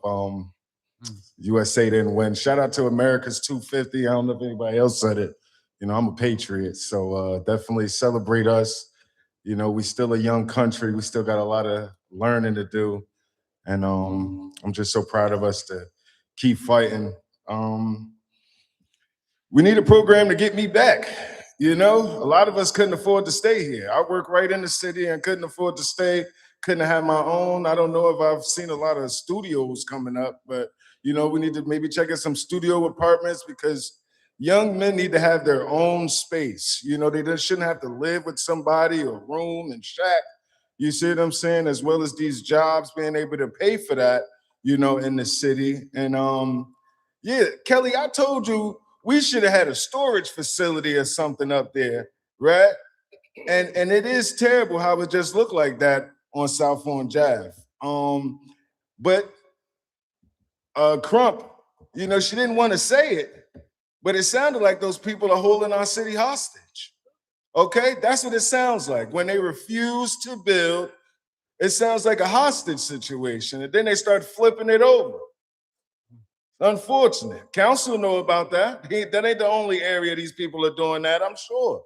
And we got to put more feet to the fire, make them want to build or, you know, beautify everything around it. Put some stuff up there that says, don't mess with these people or it's just, it's not okay. And then it leads other people to feel like they can just do what they want to do. And y'all right, we got to do better. We're going to do better. Again, I said we need to have these young people training for every position in this city. There should be a young person following behind every director, every other director, the person under him, so they could come next up. We got to be building from the bottom up, period. There should have been so many young people following y'all around, or they can still follow you around this summer. You see what I'm saying? Think like that. Be ready to pass the baton when it's time and knowing that you prepared them.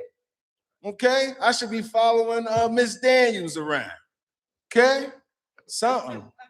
But yeah, I'm so happy to see everybody. Again, I told y'all the public, you remember we talked about the ordinance, the public trust act stuff? Yeah, we're gonna get that stuff done. Because when you talk about all this data, this is where we can keep all that data at. We can know what jobs are available, what youth services are needed, who's in these spaces. We can do it.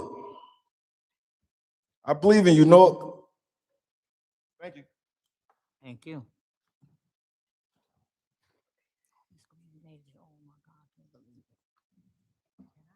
Yes, ma'am.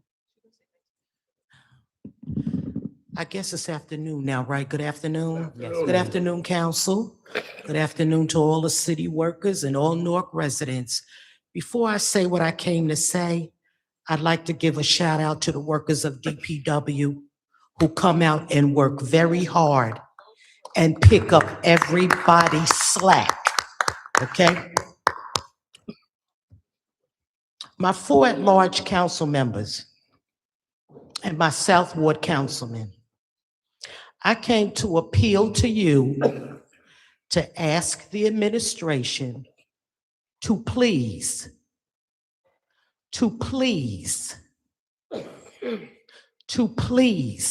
fix the street on Avon Avenue between Seymour Avenue and Chadwick Avenue.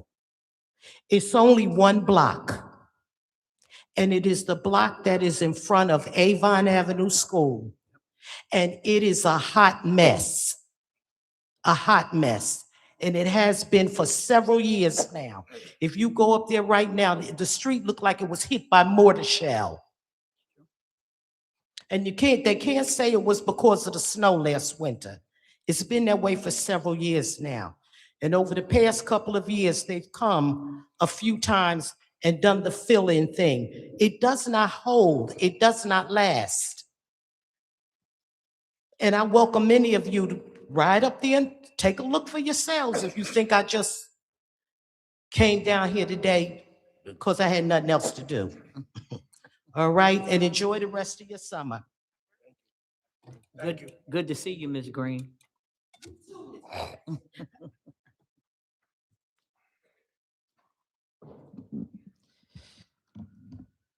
Deborah Salters, great day, Newark. It was so great to hear all of the questions that were talked about today. Thank you, Donna, for bringing up everything that we've been talking about. But now we have someone sitting up there that's going to needle you to get these things done. And Ramos chiming in, all of you playing nicely. Beautiful, beautiful to see, you know. I want to thank Councilwoman Bay's office for doing their jobs. Issues that were happening at the Y, I called her, she was on vacation, jumped up, what? You know, her people got on it because quality of life issues are important. So thank you to you and your office for being diligent and following up. So, you know, a lot was said today about this property, and Donna asked a question about the ADUs and the parking, because that's my thing. Parking has always been an issue, right? Just like a project that they're putting on North 7th, they got deferred from the meeting the other night. But they want to put up all of these buildings with very limited parking. So I know Allison talked about, we had 4 million from some years ago for these ADUs, and we need people places to live. So if we've had this 4 million, did it have to wait for the ADUs to be used? And again, how are we making sure that this parking is being done? Like we talked about for years, Ramos brought it up, this particular lot that you all gave away for pennies, the guy merged it, flipped it, sold it for 4 or 5 times what it's worth, but we've been saying this to you all. So what are we going to do to where Newarkers are now going to benefit instead of these developers and people who are buying these lots that were not being sold to homeowners or people in the city who want to be homeowners? We have lost so many people because the city has not worked with them to become homeowners in the city that their blood, sweat, and tears held together. So we need to see some resolve with that. We need enforcement, like we talked about. You all were talking about the Pabst Blue Ribbon site, which we talked about for years. What's happening? What's going? People dump on Newark and hold Newark hostage because you've allowed it. They've come and punked you and said, we're going to do this. And other people come and say, well, it's Newark, so we could just dump our trash. They ain't going to do nothing, you know, blah, blah, blah. And it's true. So when are you going to do something? These are conversations. It is now time to, Roundtree bought the clean and lean, right? Clean and lean the property. That way they're not able to flip it and sell it to somebody else until they take care of Newark and pay our bills. This way, you don't have to burden the homeowners with tax increases, water increases, whatever increases, when you take it from the people who are taking from us. Thank you. Any other speakers? Clerk, seeing all the speakers? Roll call for executive session. Roll call.